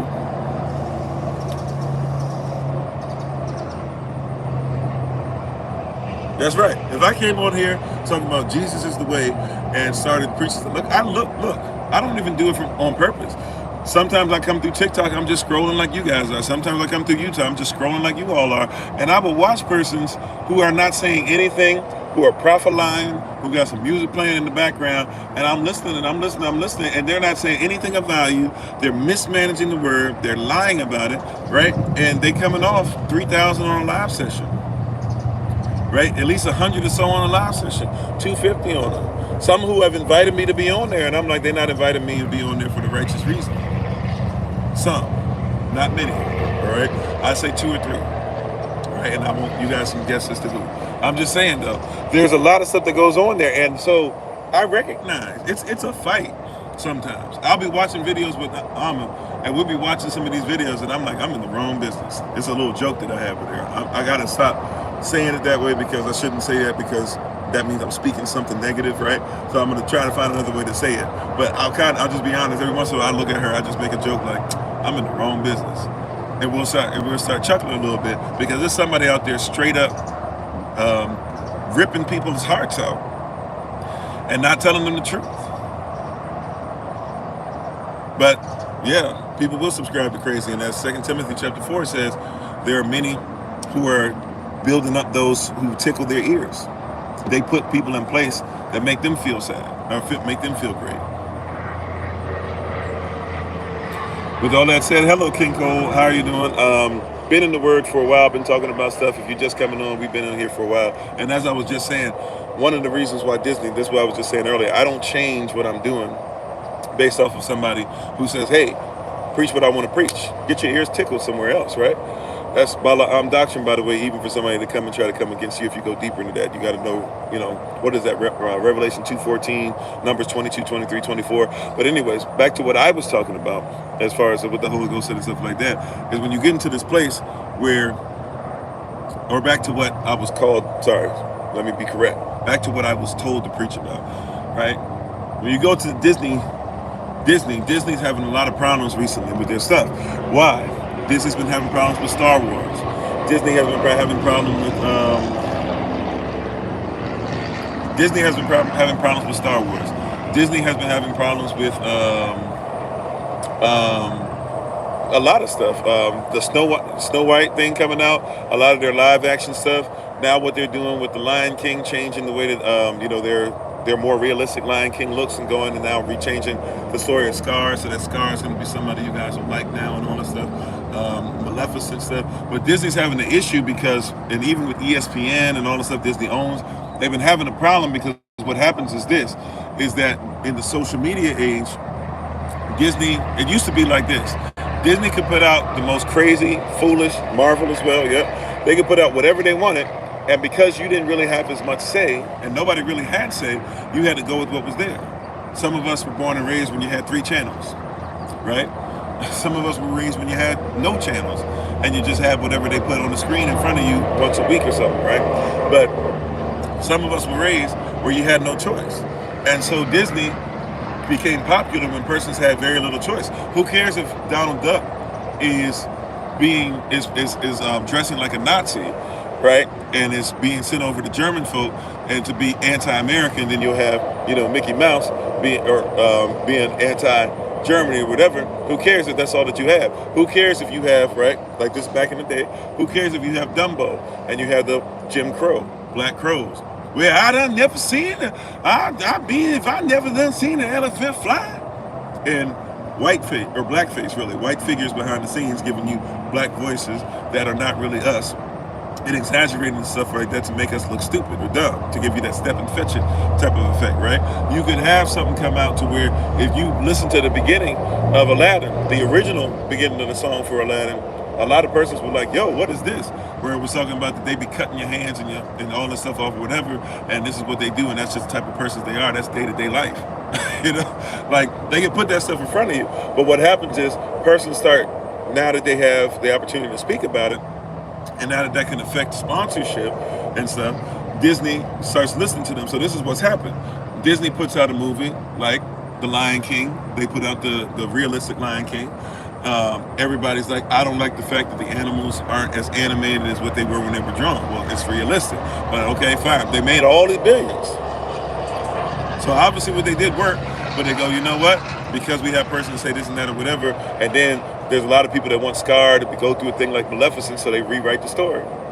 And now Scar is going to be somebody that y'all going to be like, you know, is mistreated. And then you got the white lions versus the darker lions, and you know, like you got a lot of weird stuff that pops in. Or what about Snow White? Snow White came out, and everybody was mad because you weren't supposed to have dwarves or little people that were going to be in those roles, because they were like, little people are that's such a terrible story that a person made it dwarves, so they tried to change it into magical creatures. People saw the commercial and they freaked out, and they started telling them, how dare you not have, I miss when they were dwarves. So they got rid of the dwarves at first because you shouldn't go against little people, and then they tried to bring them back and everybody freaked out, or they tried to go, you know, so then now they have these dwarves that are like drawn in, but they're not necessarily even small and stuff, and so it's going to be a very confusing story. So just even though it hasn't made its way to the movie theaters yet, they've already lost a lot of money in the production of it, right? There's what happened with Star Wars. Star Wars came out and they listened to all these persons tell them what they wanted it to be. So they made the first episode. The first episode basically was nothing more than episode 4. Episode 7 was episode 4, if you know what I'm talking about with Star Wars universe, right? And so then everybody started freaking out again. So they tried to change it into something slightly different, and we were actually like, ooh, where is this going? But then they changed it from that real quick. You can tell in the middle of the movie, they made a decision to kill Snoke the way that they did, because everybody, you could see half the movie with people saying, I want this, half the movie with person saying, I want this, a whole bunch of stuff. And by the time you got to the last movie, everybody's like, yo, we done. I'm sorry, the Snoke thing was in the first one. Sorry. But by the time you got to the second movie, the third movie, everybody's like, okay, we done. We done. Like, we done with this. This don't even make no sense. Right? But it's because Disney has listened to everybody. Disney listened to everybody about ESPN. Hey, we don't want to hear anything about this stuff. Oh, wait a minute. Black Lives Matter is a thing. Our sponsors are supporting that. Let's talk about all these Black Lives Matter stuff. Oh, okay, all that stuff is done. We're going back to, just keeping stuff the same. And then they went back and people got confused as I don't know what. Persons who were making money, they got fired, all this stuff, right? It's because you're following the follower, right? Right? You're following the follower. And I'm not even trying to say you shouldn't listen to followers or listen to those who are your disciples or listen to those that are part of your organization or your team members. But you can't, if you're the person who has the vision, or if you're following the vision that you've been given, then that's what drives you, not what everybody else says. So I've come to a realization in this that I can't, a long time ago, and if it lost me a lot of persons, so be it, but I can't ever become what man wants me to become. And watch this, that's not even what attracted man to me in the first place. Are you hearing what I'm saying? How you doing, me, Carly? Right?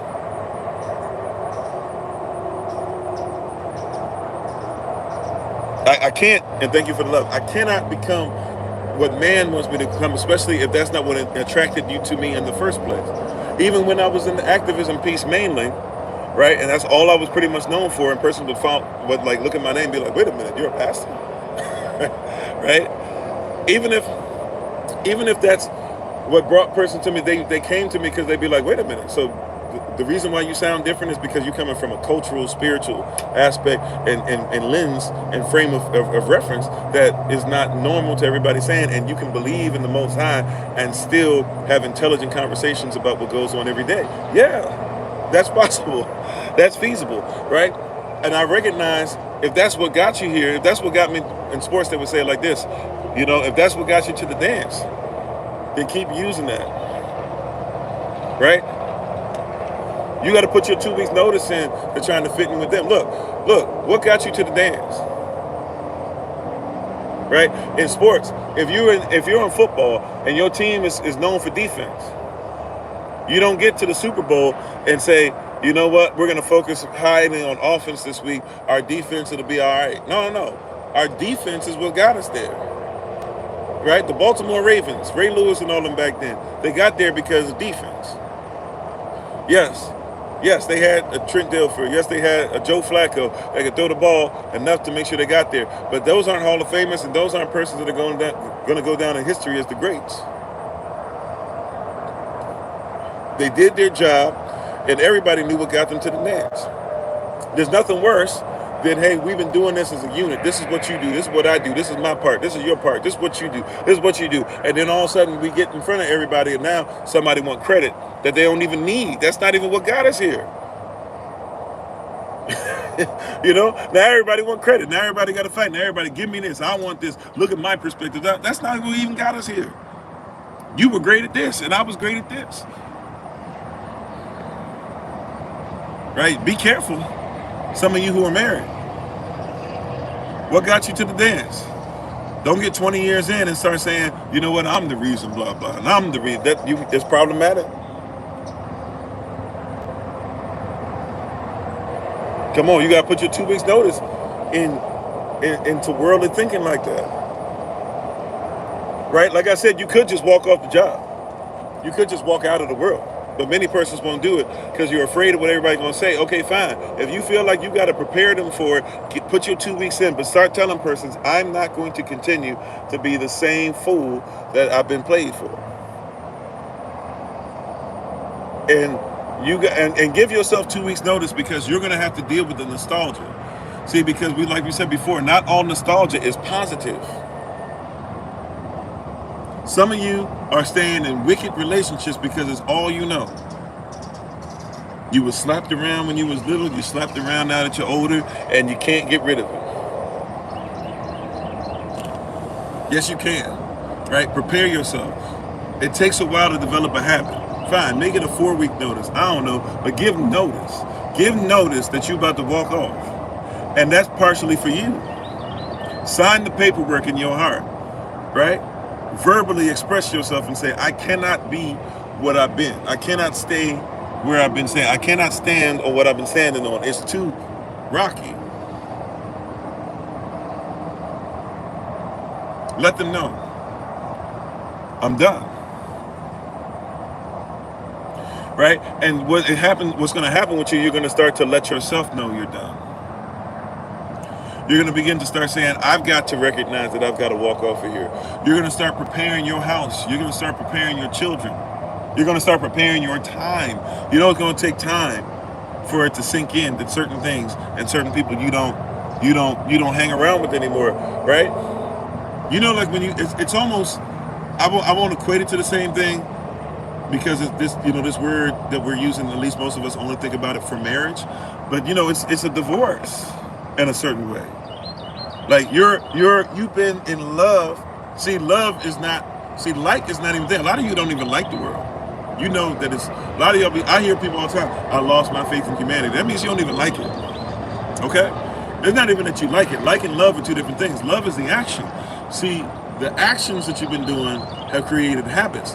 Your habitual love towards a cantankerous arat, or a cantankerous system, right, in a cantankerous earth, has got you to a place to where you're so you don't think that there's any action outside of where you are. Right? You don't believe that there's any action outside of where you are.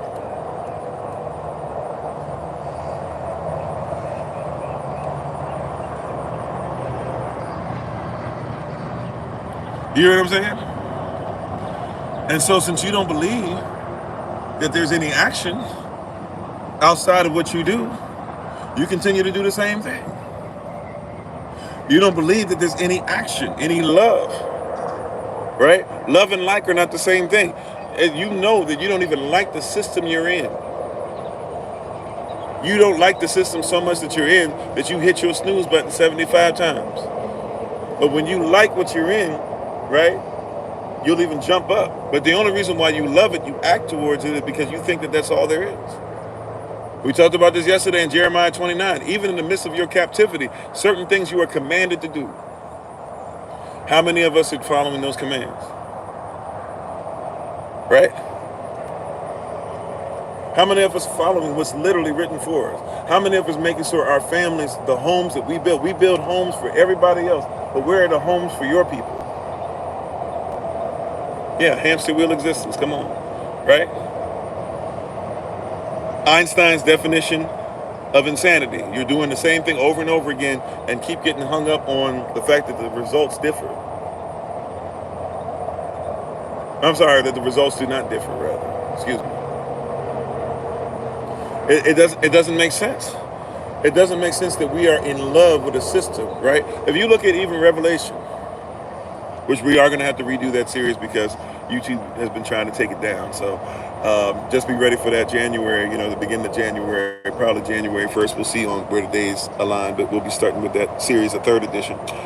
But you look at Revelation chapter 2 and 3, all those 7 assemblies are literally warned about what? About making sure that they don't get caught up in the system. Leave the system. Repent. First assembly, the assembly of Ephesus. They're dealing with what?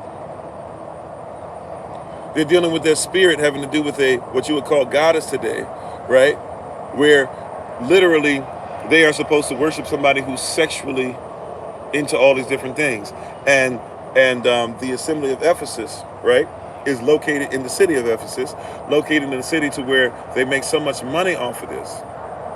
And they have persons who are all about loving in lustful ways, putting the axe into this, right? The spirit of Artemis, amen, right? They worship Artemis there, Artemis.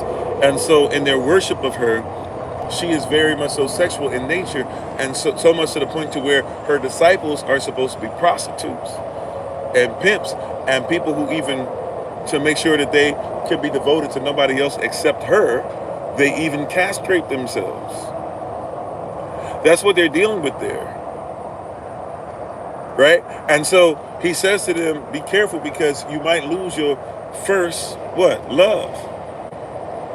You'll lose your first, the action, the reason why you're doing stuff, right? There's a lot of persons in your area doing a lot of things, but you're dealing with the spirit of Artemis when you're dealing with the assembly of Ephesus. Be careful, you'll lose your first love. He says, this one thing, though, that I do have for you is that you haven't done what? That you haven't done what the Nicolaitans do. Who are the Nicolaitans? Nicholas, right? And laity. Lay folk. We have lay persons today. They sit in your congregation, right? But you have the laity and you have the Nicholas. You have the Nicholas are the conquerors. Now, if you look at these Nicholas, they force persons to give, even Israelites, they tried to force them to give, just like they did in the times when of the Maccabees and all that. They tried to force them even into giving their, they tried to force them into giving sacrifices of pork and stuff. They tried to force them to eating things they didn't want to eat.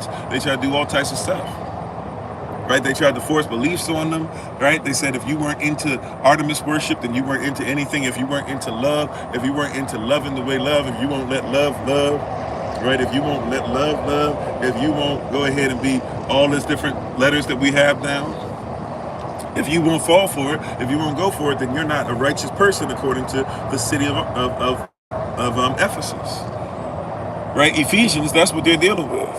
When they talk so much about love and marriage and making sure that, like you got a bunch of stuff on love in Ephesians, a bunch of stuff on marriage in Ephesians, a bunch of stuff on friendship and relationship in Ephesians.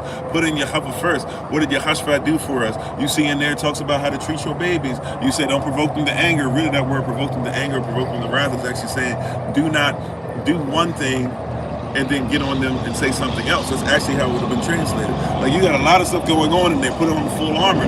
This is what they're dealing with in Ephesus. Paul lives in Ephesus.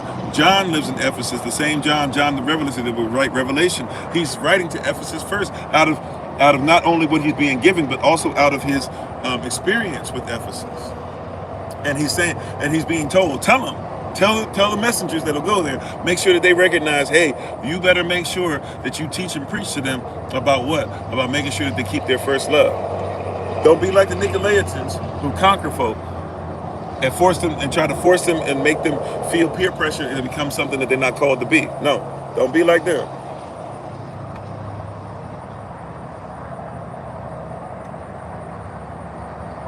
Right? Don't be like them. Well, Robert, sorry to hear that. Hopefully you're doing well, and hopefully you didn't do something that was worthy of being arrested. But welcome to today. I hope you have a great day, right? And hope things get better for you, right? So, and how you doing, Raven? And anybody coming on any other platforms, thank you for being on. We're almost finished. Got to get ready to get back on the road, right? But he says to Ephesus, right? What's the next assembly? Assembly of Smyrna. Assembly of Smyrna, he says, hey, remember who you are. By the way, in the city of Smyrna, those who were Israel, those who were grafted in, those who were worshiping Yah, they were mistreated. They were treated as less than, and they were persons that, once again, hey, you're not dealing with this stuff that makes us money, this Artemis spirit. And he says, hey, remember that even though you're going through tribulation and all this, remember, you think you were poor, but what? Really, you were rich. You wouldn't even be going through this stuff if you weren't rich. Right? You wouldn't be going through the stuff you're going through if you were not what? Truly rich. Right? You go to the next assembly, the assembly of Pergamos, because it's the Pergamon dynasty. This is actually the main place that used to be in all these places. They used to belong to the Pergamon dynasty. Now the Greeks that are there, they cape up, or they suck up to the Romans. They have to, right? They're heads. They're figureheads now. But he says there, hey, be careful what's going on there. They make a bunch of their money off of the Artemis stuff as well, and so they let that stuff go. And they also are trying to mix iron with clay, right? Trying to do some stuff where we'll take a little bit of this, a little bit of that, a little bit of Israel, a little bit of teachings, a little bit of, right? So he says, be careful with them. And what does he say about them? Specifically, he says, be careful about them because they have this thing called Balaam doctrine. What is Balaam doctrine? Balaam doctrine goes back to the book of Numbers, right? And in Numbers, it tells you in Numbers 22, 23, 24 about Balaam, who was a prophet, who was not an Israelite, but was a prophet, and was always doing what Yah said. But all of a sudden, he was somebody else who was afraid of Israel and what Israel would become, goes to him and pays him in gold and says, hey, if you go ahead and just give them a word, right? Prophesy, because whatever you say, it always comes to pass. So if you'll prophesy something over them, then all this is for you, and there's even more waiting on you. And he tells him at first, that's not how it works. Yahweh tells me what to say, and then I just repeat, right? And it's not what I say goes, it's what he says goes. But they say, no, we're not trying to hear all that. And so he tries to figure out, he even starts to travel with them, he tries to figure out, or not travel with them, but starts traveling towards them and starts trying to figure out, how can I make this work? Is there a way possible that I can still get the blessings of Yah and whatever I say goes, and somehow, some way they'll get the money from them and say what they want me to say? Right? That's what he's trying to do. And he almost loses his life because of it. Now he says to those that are dealing with the Pergamos, the Pergamon dynasty, this is what you're dealing with. You're dealing with persons who are trying to say that there's Balaam doctrine. What is Balaam doctrine? It's any doctrine that's against Yahashada'al in its place in the kingdom. That's what it is. Now that's in your so-called, if you believe in such things, that's in your so-called New Testament. Why is it that we don't teach that if it's in your so-called New Testament? You don't teach it because, like, as we were talking about last night, if we show you that something's in, if you say something's in the Bible and we show you it's not, then the only way you can still live what you live in and call it holy is if you cut that out the Bible. But your Bible says clearly, don't be in the Balaam doctrine. And then right behind it, it goes back to Nicolaitan doctrine. So that means Nicolaitan doctrine is mentioned with the Ephesians in Revelation chapter 2, verse 6, and in Revelation 2:15, twice. Don't be like the Nicolaitans who are about this Artemis spirit. Make sure that you don't lose your first love. Right? This is about getting out of a system. Put your 2 weeks notice in. What's the next system? The system of Thyatira. Right? Or this next kingdom, rather, Thyatira. What are the messages supposed to say to the people of Yah there? Right? They say to them, hey, be careful. Don't be like these people who want to go ahead and sell out. Right? Artemis spirit and stuff like that. But also, too, they whoring themselves out to other deities, deities, gods, Geist. Right? Euregias, Netchers, Nephilim, baseball gods, basketball gods. Right? Whoring yourself out, giving your business away, giving your mindset away, giving your children away to this, Your children are schooled more in stuff that's anti-Christ than you've ever been. And you send them there without a second thought. And if they come home and tell you they don't feel comfortable with it, you tell them they better go, because you're so ingrained in the system that your mind is they better go, because you set up yourself to be separated from them 8 to 12 hours a day and act like that's righteous. Because that's all we think about. That's the love. You think that's the action you're supposed to have, but you lost your first love. You got to go back to remembering who you are, right? That there are those that say they are you and are not, but are the synagogue of the Satan. You think you are poor, but really you are rich. And you got to go to a mindset to where, hey, you got to recognize that it's not about Balaam doctrine. You're not going to keep going away from Israel. And it's not about being with this Nicolaitan doctrine about conquering folk and having them be your lay people. But it's about, we got to get to a place where we even get away from whoring ourselves out, selling ourselves away so that we can get up there with the woman at the top dressed in scarlet who's supposed to be this fake royalty who's sitting on top of the beast, on top of this weird, wicked government.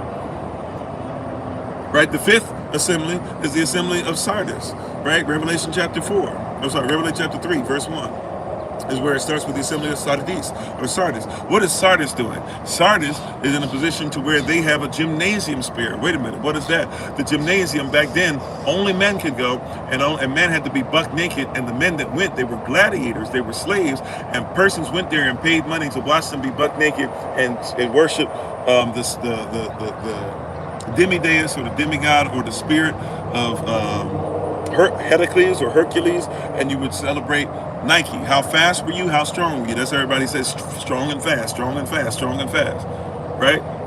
That's where you get that from. And then persons would pay to have relations with the slaves. That's what the gymnasium spirit is. That's why the gym still has the same type of spirit. That's why men and women be wearing stuff there sometimes, and you're like, what in the world? Why is this so tight? Why are we, like, you don't need to be that tight to lift. Why is everything so tight? Why is everything so revealing? Why? Because it's gymnasium spirit. It's a romantic values. Romantics. Right? That's what this is. Romantic value, right? Then you go on to the sixth assembly. What's the sixth assembly? The assembly of Philadelphia, the city of brotherly love. And the city there, they had a lot of issues with brotherly love that wasn't exactly what you think brotherly love is. See, now everybody's turned this into phileo, and phileo must mean that their love was just no. You have phileo, which is this man-on-man love, right?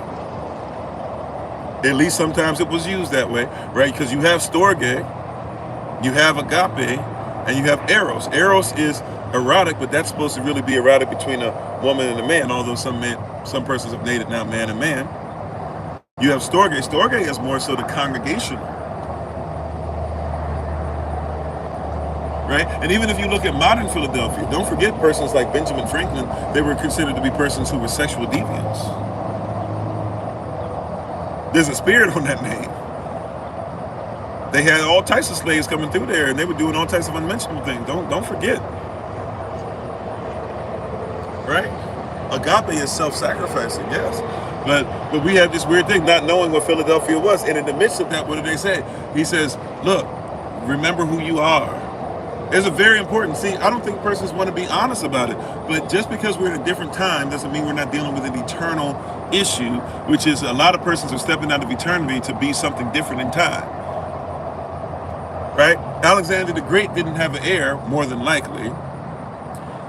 Definitely didn't name one, because he was busy trying to be something that he wasn't. So he couldn't go ahead and have somebody sit on the throne. We're dealing with the same thing, right? Persons who are dealing with stuff with incest, that's going back to Samarias, the one who is Ishtar, who is Ishtar, where you get Easter from. Persons who have that mindset are the ones trying to teach you that Abraham and Sarah were actually brother and sister. When Abraham lied about them being brother and sister.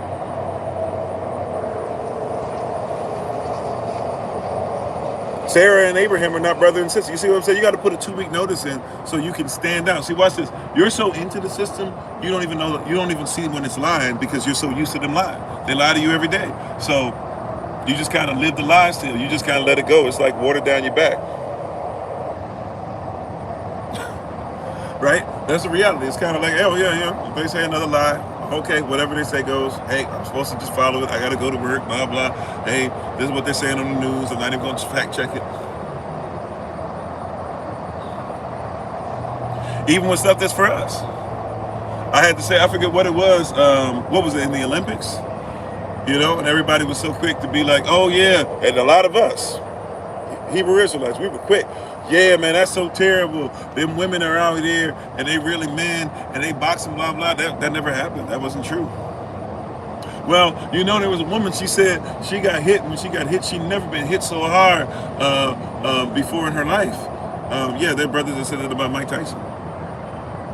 Like, they were actually women. Oh no, you know that there's a group that said that one woman in particular, they said that she was actually a man trying to, yeah, you know, that's a group that actually was lying about a bunch of stuff, and their belt doesn't even matter. Like, the World Boxing Associations don't even rock with them anymore because they lie and they make up lies about people that didn't want to be in certain places. And before she had fought in there, they said she was a woman. All of a sudden, she didn't want to be partaking in some of their foolishness, and they tried to say she was a man.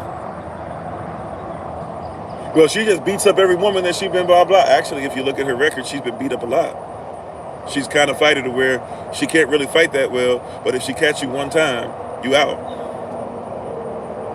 Right? But we're so used to the lie, and we want so bad just to fit into political affiliations, including even as Hebrew Israelites, right? Just being honest, right? We want to fit in so bad that if anybody gives us anything close to what it is to make us go blah blah, we won't even research. But Yah says test every spirit to see if it is of Elohim, and if it's coming through them, it's probably not righteous. Even if a bunch of it is, there's probably going to be something that's not cool, something that's not correct. Before you speak on it, or if you do, make sure you say, hey, allegedly, right? But we don't even think about that because we're in a system to where somebody is so manipulative and so controlling. You got to put 2 weeks notice to where you can actually look at how they operate long enough and go, oh, I see the danger of school now. I didn't see it before, but I see the words that my baby's using, right? My son, true story. Son is he's never been supposed to go to school, but we've been letting him do more and more stuff with different avenues, different stuff like YMCA and different stuff around, around places we travel, etc. Right? We want him to fit in, have more friendships that are normal and stuff of persons that we know. And so we've been developing that more and more as he gets older. He wants to go to this past summer, wanted to go to, I think I might have even talked about this a little bit, but he wanted to go to summer camp, basically. And I was like, summer camp? And, he probably watched some stuff, talked to his friends and stuff that he plays with, and they say they're going to be at summer camp, blah, blah. And I'm like, sir, you've never been to school before, and we've kind of talked about what school is. I don't think you know what you're asking for, right? And, I was even telling Mama, like, I don't know if he gonna like it, right? But whatever. I go ahead, I drop the stuff, drop whatever it takes to get him there, pay for it, all that, right? And he goes through, and he ain't make it past day one without crying, blah, blah, this and that or whatever. Now, outside of stuff, because he was getting bullied, I was like, okay, you have to go back and deal with some stuff, right? But because you got to be tough and you can't just run away from stuff, so you're going to go and deal with some stuff. But he couldn't make it the week because the world and the school setting is getting worse, right? And the stuff that he was complaining about, and I went and I looked, I watched, right, from afar, and saw, they have some wild, wicked stuff going on. The persons aren't watching the babies, some of the babies were couldn't find their drinks that they had and stuff. So they had and I'm not even lying to you, they had buckets with water. And so they would literally just be like, well, just go to the bucket and get some water out while the bucket's been outside all day, uncovered and stuff. People were stealing stuff from each other. And I watched, so after he did his stuff where I wanted to make sure that he didn't get bullied or whatever, I'm like, yeah, you can't go back. But I watched, it's wicked. It's wicked. You see what I'm saying? It's wicked. I had to roll up, on one of on the main person who was in charge because they were trying to be like, well, our people saying I was listening. They had teenagers, little teenagers that worked there that supposedly watched the children, and so I had watched from afar. It was the second day heavily, and they weren't watching anybody at all. I had to yell a few times, wait from our way, be like, yo, get back with so and so, get back with so and so.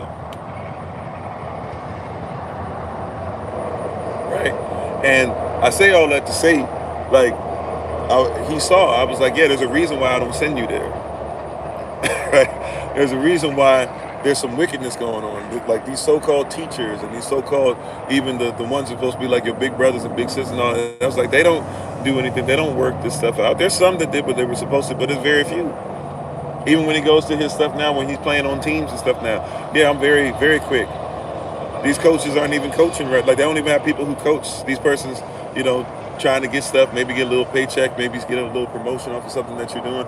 I don't need my child to follow that. But you have to come out of the system long enough to where when you now I try to take a child who's free, right, of that system, who doesn't have the strongman issues, who doesn't have the social security issues, who doesn't have the tax issues, all that stuff, right? Like I tried to put him back into the system for a hot second, and it was like oil and water. I should have just said no, right? But everybody was begging and stuff. You know, it was one of them things everybody begged me into a corner, and rather than me just say no, right, I let it happen. And then I had to like make sure that person like put their best into it, so they had to go through it 2 days in a row. But that's the closest thing. I know that's not even technically school, but that's the closest he gonna get. Right? But when he's been separated from that long enough, right? And so now he got the experience. Now he got to go in there. He got to go into a class environment. He got to go around children his age. He got to go and see this and see like, yeah, there's a reason why I separate you. Right? You see, there's a reason why. Like I've been through that. I made it through that. I hated every moment of it. Your mama hated school. I hated school. We both ended up being very intelligent. We're doing very well with our lives. Your mother got degrees, more degrees than the thermometer, I feel like. Right? So I'm glad that you saw it, but now that you saw it, you see that there's a reason why we've been put in a position to make sure that you don't have to be part of that. Yeah, you got a little dab, right? Dab of the seasoning. You can chase a little bit of seasoning.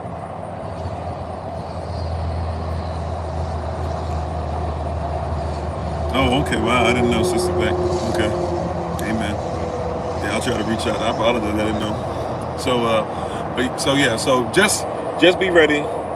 Be careful. Be ready to come out the system. Put your 2 weeks in. If you were not ready to walk away already, put your 2 weeks in. If you're not ready to walk away already, put your 2 weeks in. What do I mean? If you're not ready to walk away, if you're right, put your 2 weeks in. Start preparing yourself and preparing others around you that you're not going to be in this system much longer. Now, once again, okay, Sister Beck. So once again, I'm not saying this is holy, right? This is educational purposes only, Holy Ghost led, Holy Spirit led. I'm not saying that the Holy Ghost has told me you need to quit your job. What I'm saying is get ready to come out this system, whatever that is. And that means you're going to have to let persons that you know, or persons that you love, or persons that you've been with, or whatever. Yeah, they call it quietly quitting, right? Just be ready. Some of y'all need to let some persons know. Some of you need to look. Some of you been with that joke. I know you've been with that joker. Somebody asked me this a while ago. I forget who it was. But you've been with that joker 7, 8, 9, 10 years, whatever it's been. Look, you need to let them know we 10 years in and there still ain't no ring. I shouldn't have been with you in the first place unless we were discussing marriage. Because sex is marriage, marriage is sex. I unlawfully got with you and been with you all this time. And if you won't put a ring on the finger by this point, like men know what they want. If he ain't put a ring on the finger by this point, let him know. Give him 2 weeks.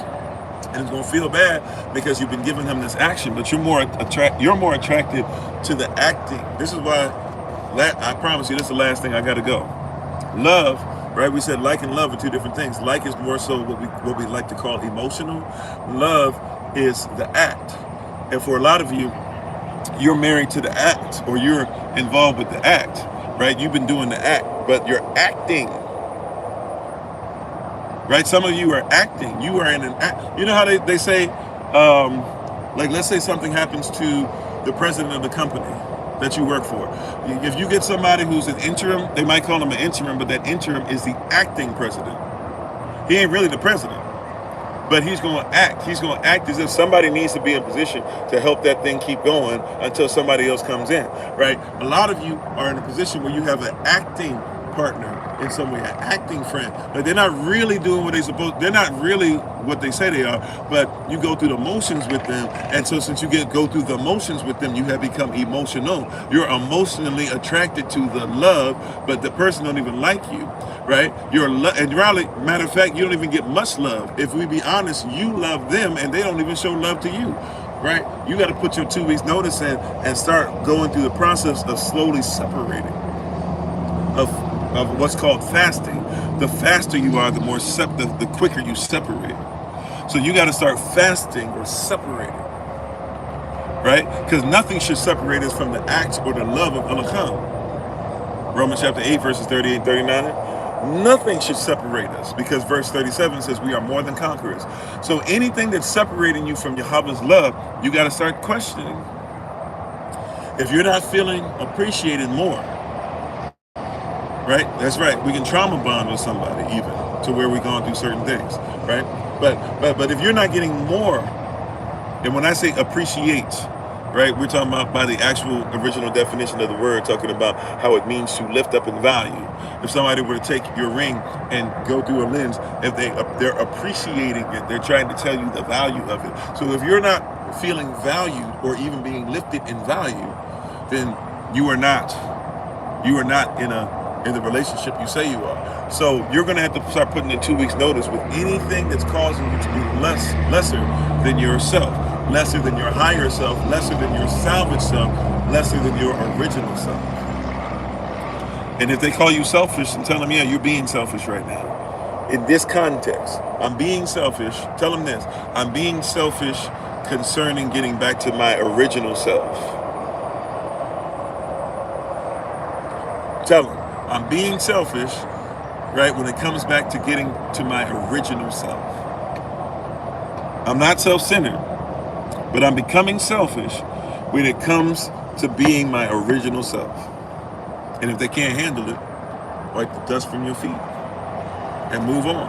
And just once again, I'm telling you, it's going to hurt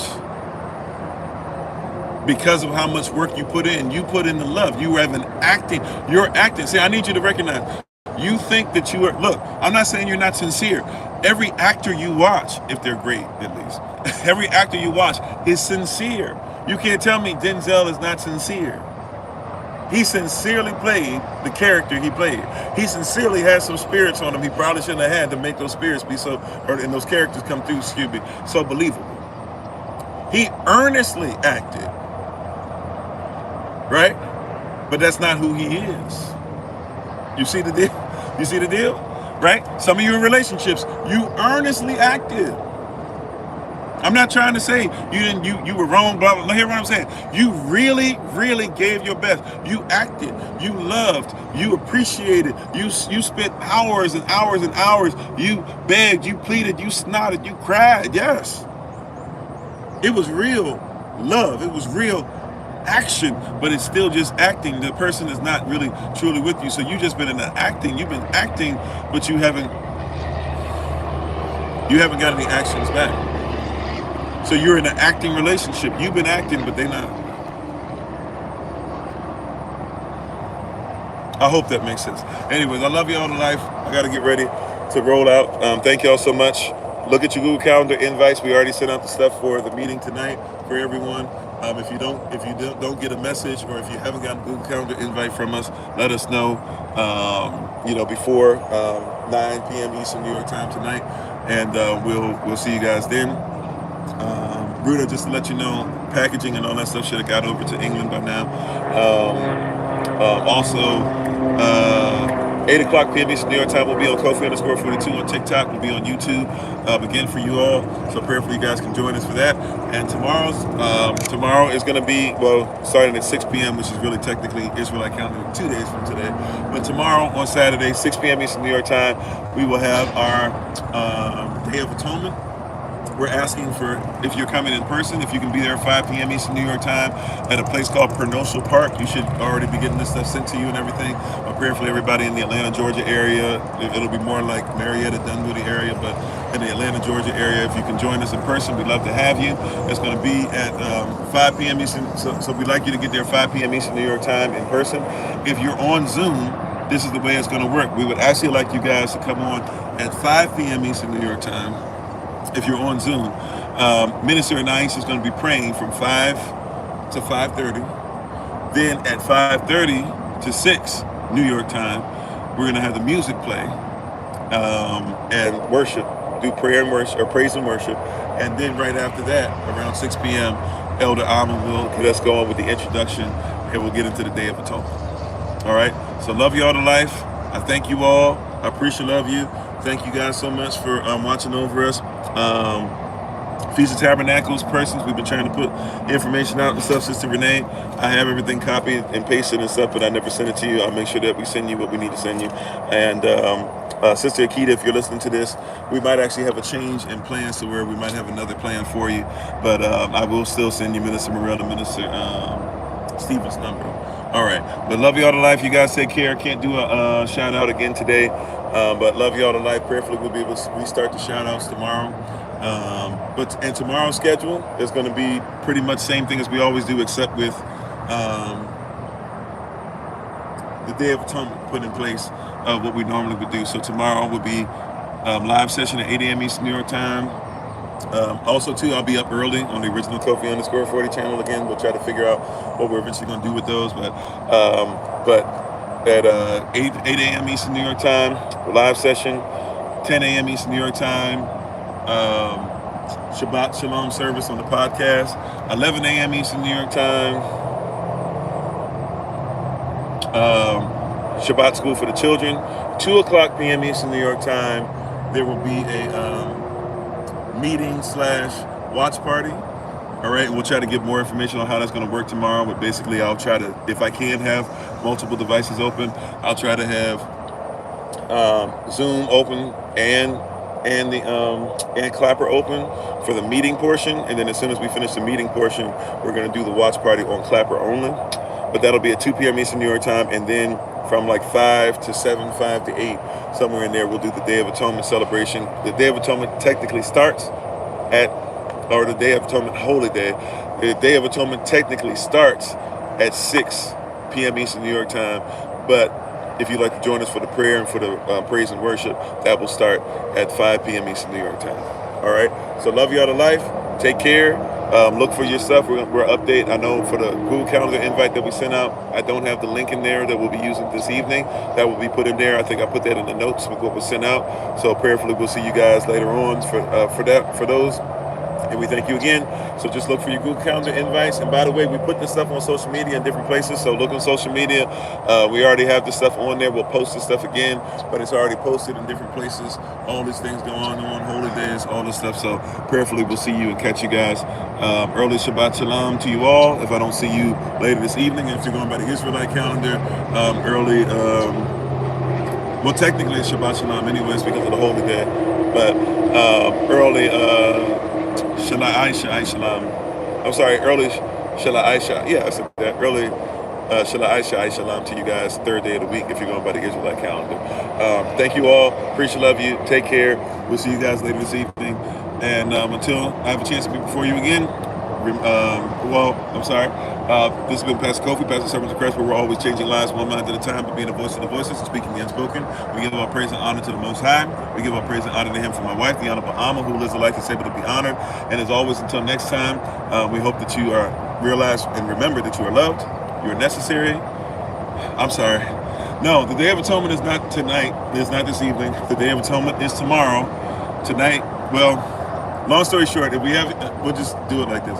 Day of Atonement is tomorrow. If you look on social media or any of the platforms, you should be able to see the information on the Day of Atonement. Should be posted somewhere for you guys everywhere there is. The Day of Atonement is tomorrow, 6 p.m. Eastern New York time. 5 p.m. there's going to be prayer. In between 5 p.m. and 6 p.m. there's going to be prayer and music, okay?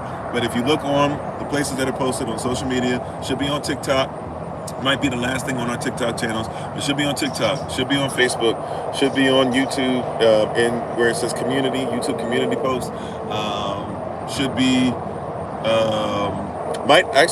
should be on Patreon, should be in different places you can go ahead and see. But yeah, we will not have,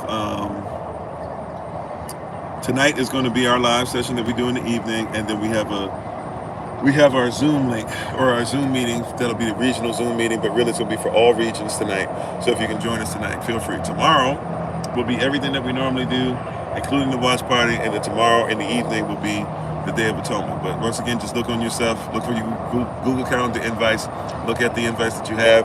If we don't have your information, your email address, etc., just reach out to us and let us know. You can always do so through looking through the link tree. All right, so, but yes, hopefully that makes more sense. I'm sorry if I didn't make sense the first time. And remember, as always, that you are loved, you are necessary, you are majestic, you are fearfully and wonderfully made, and you, which is all of us working together, will be the reason why people who are in this system no longer have to be of it. All right, shalom, family. Take care. Peace.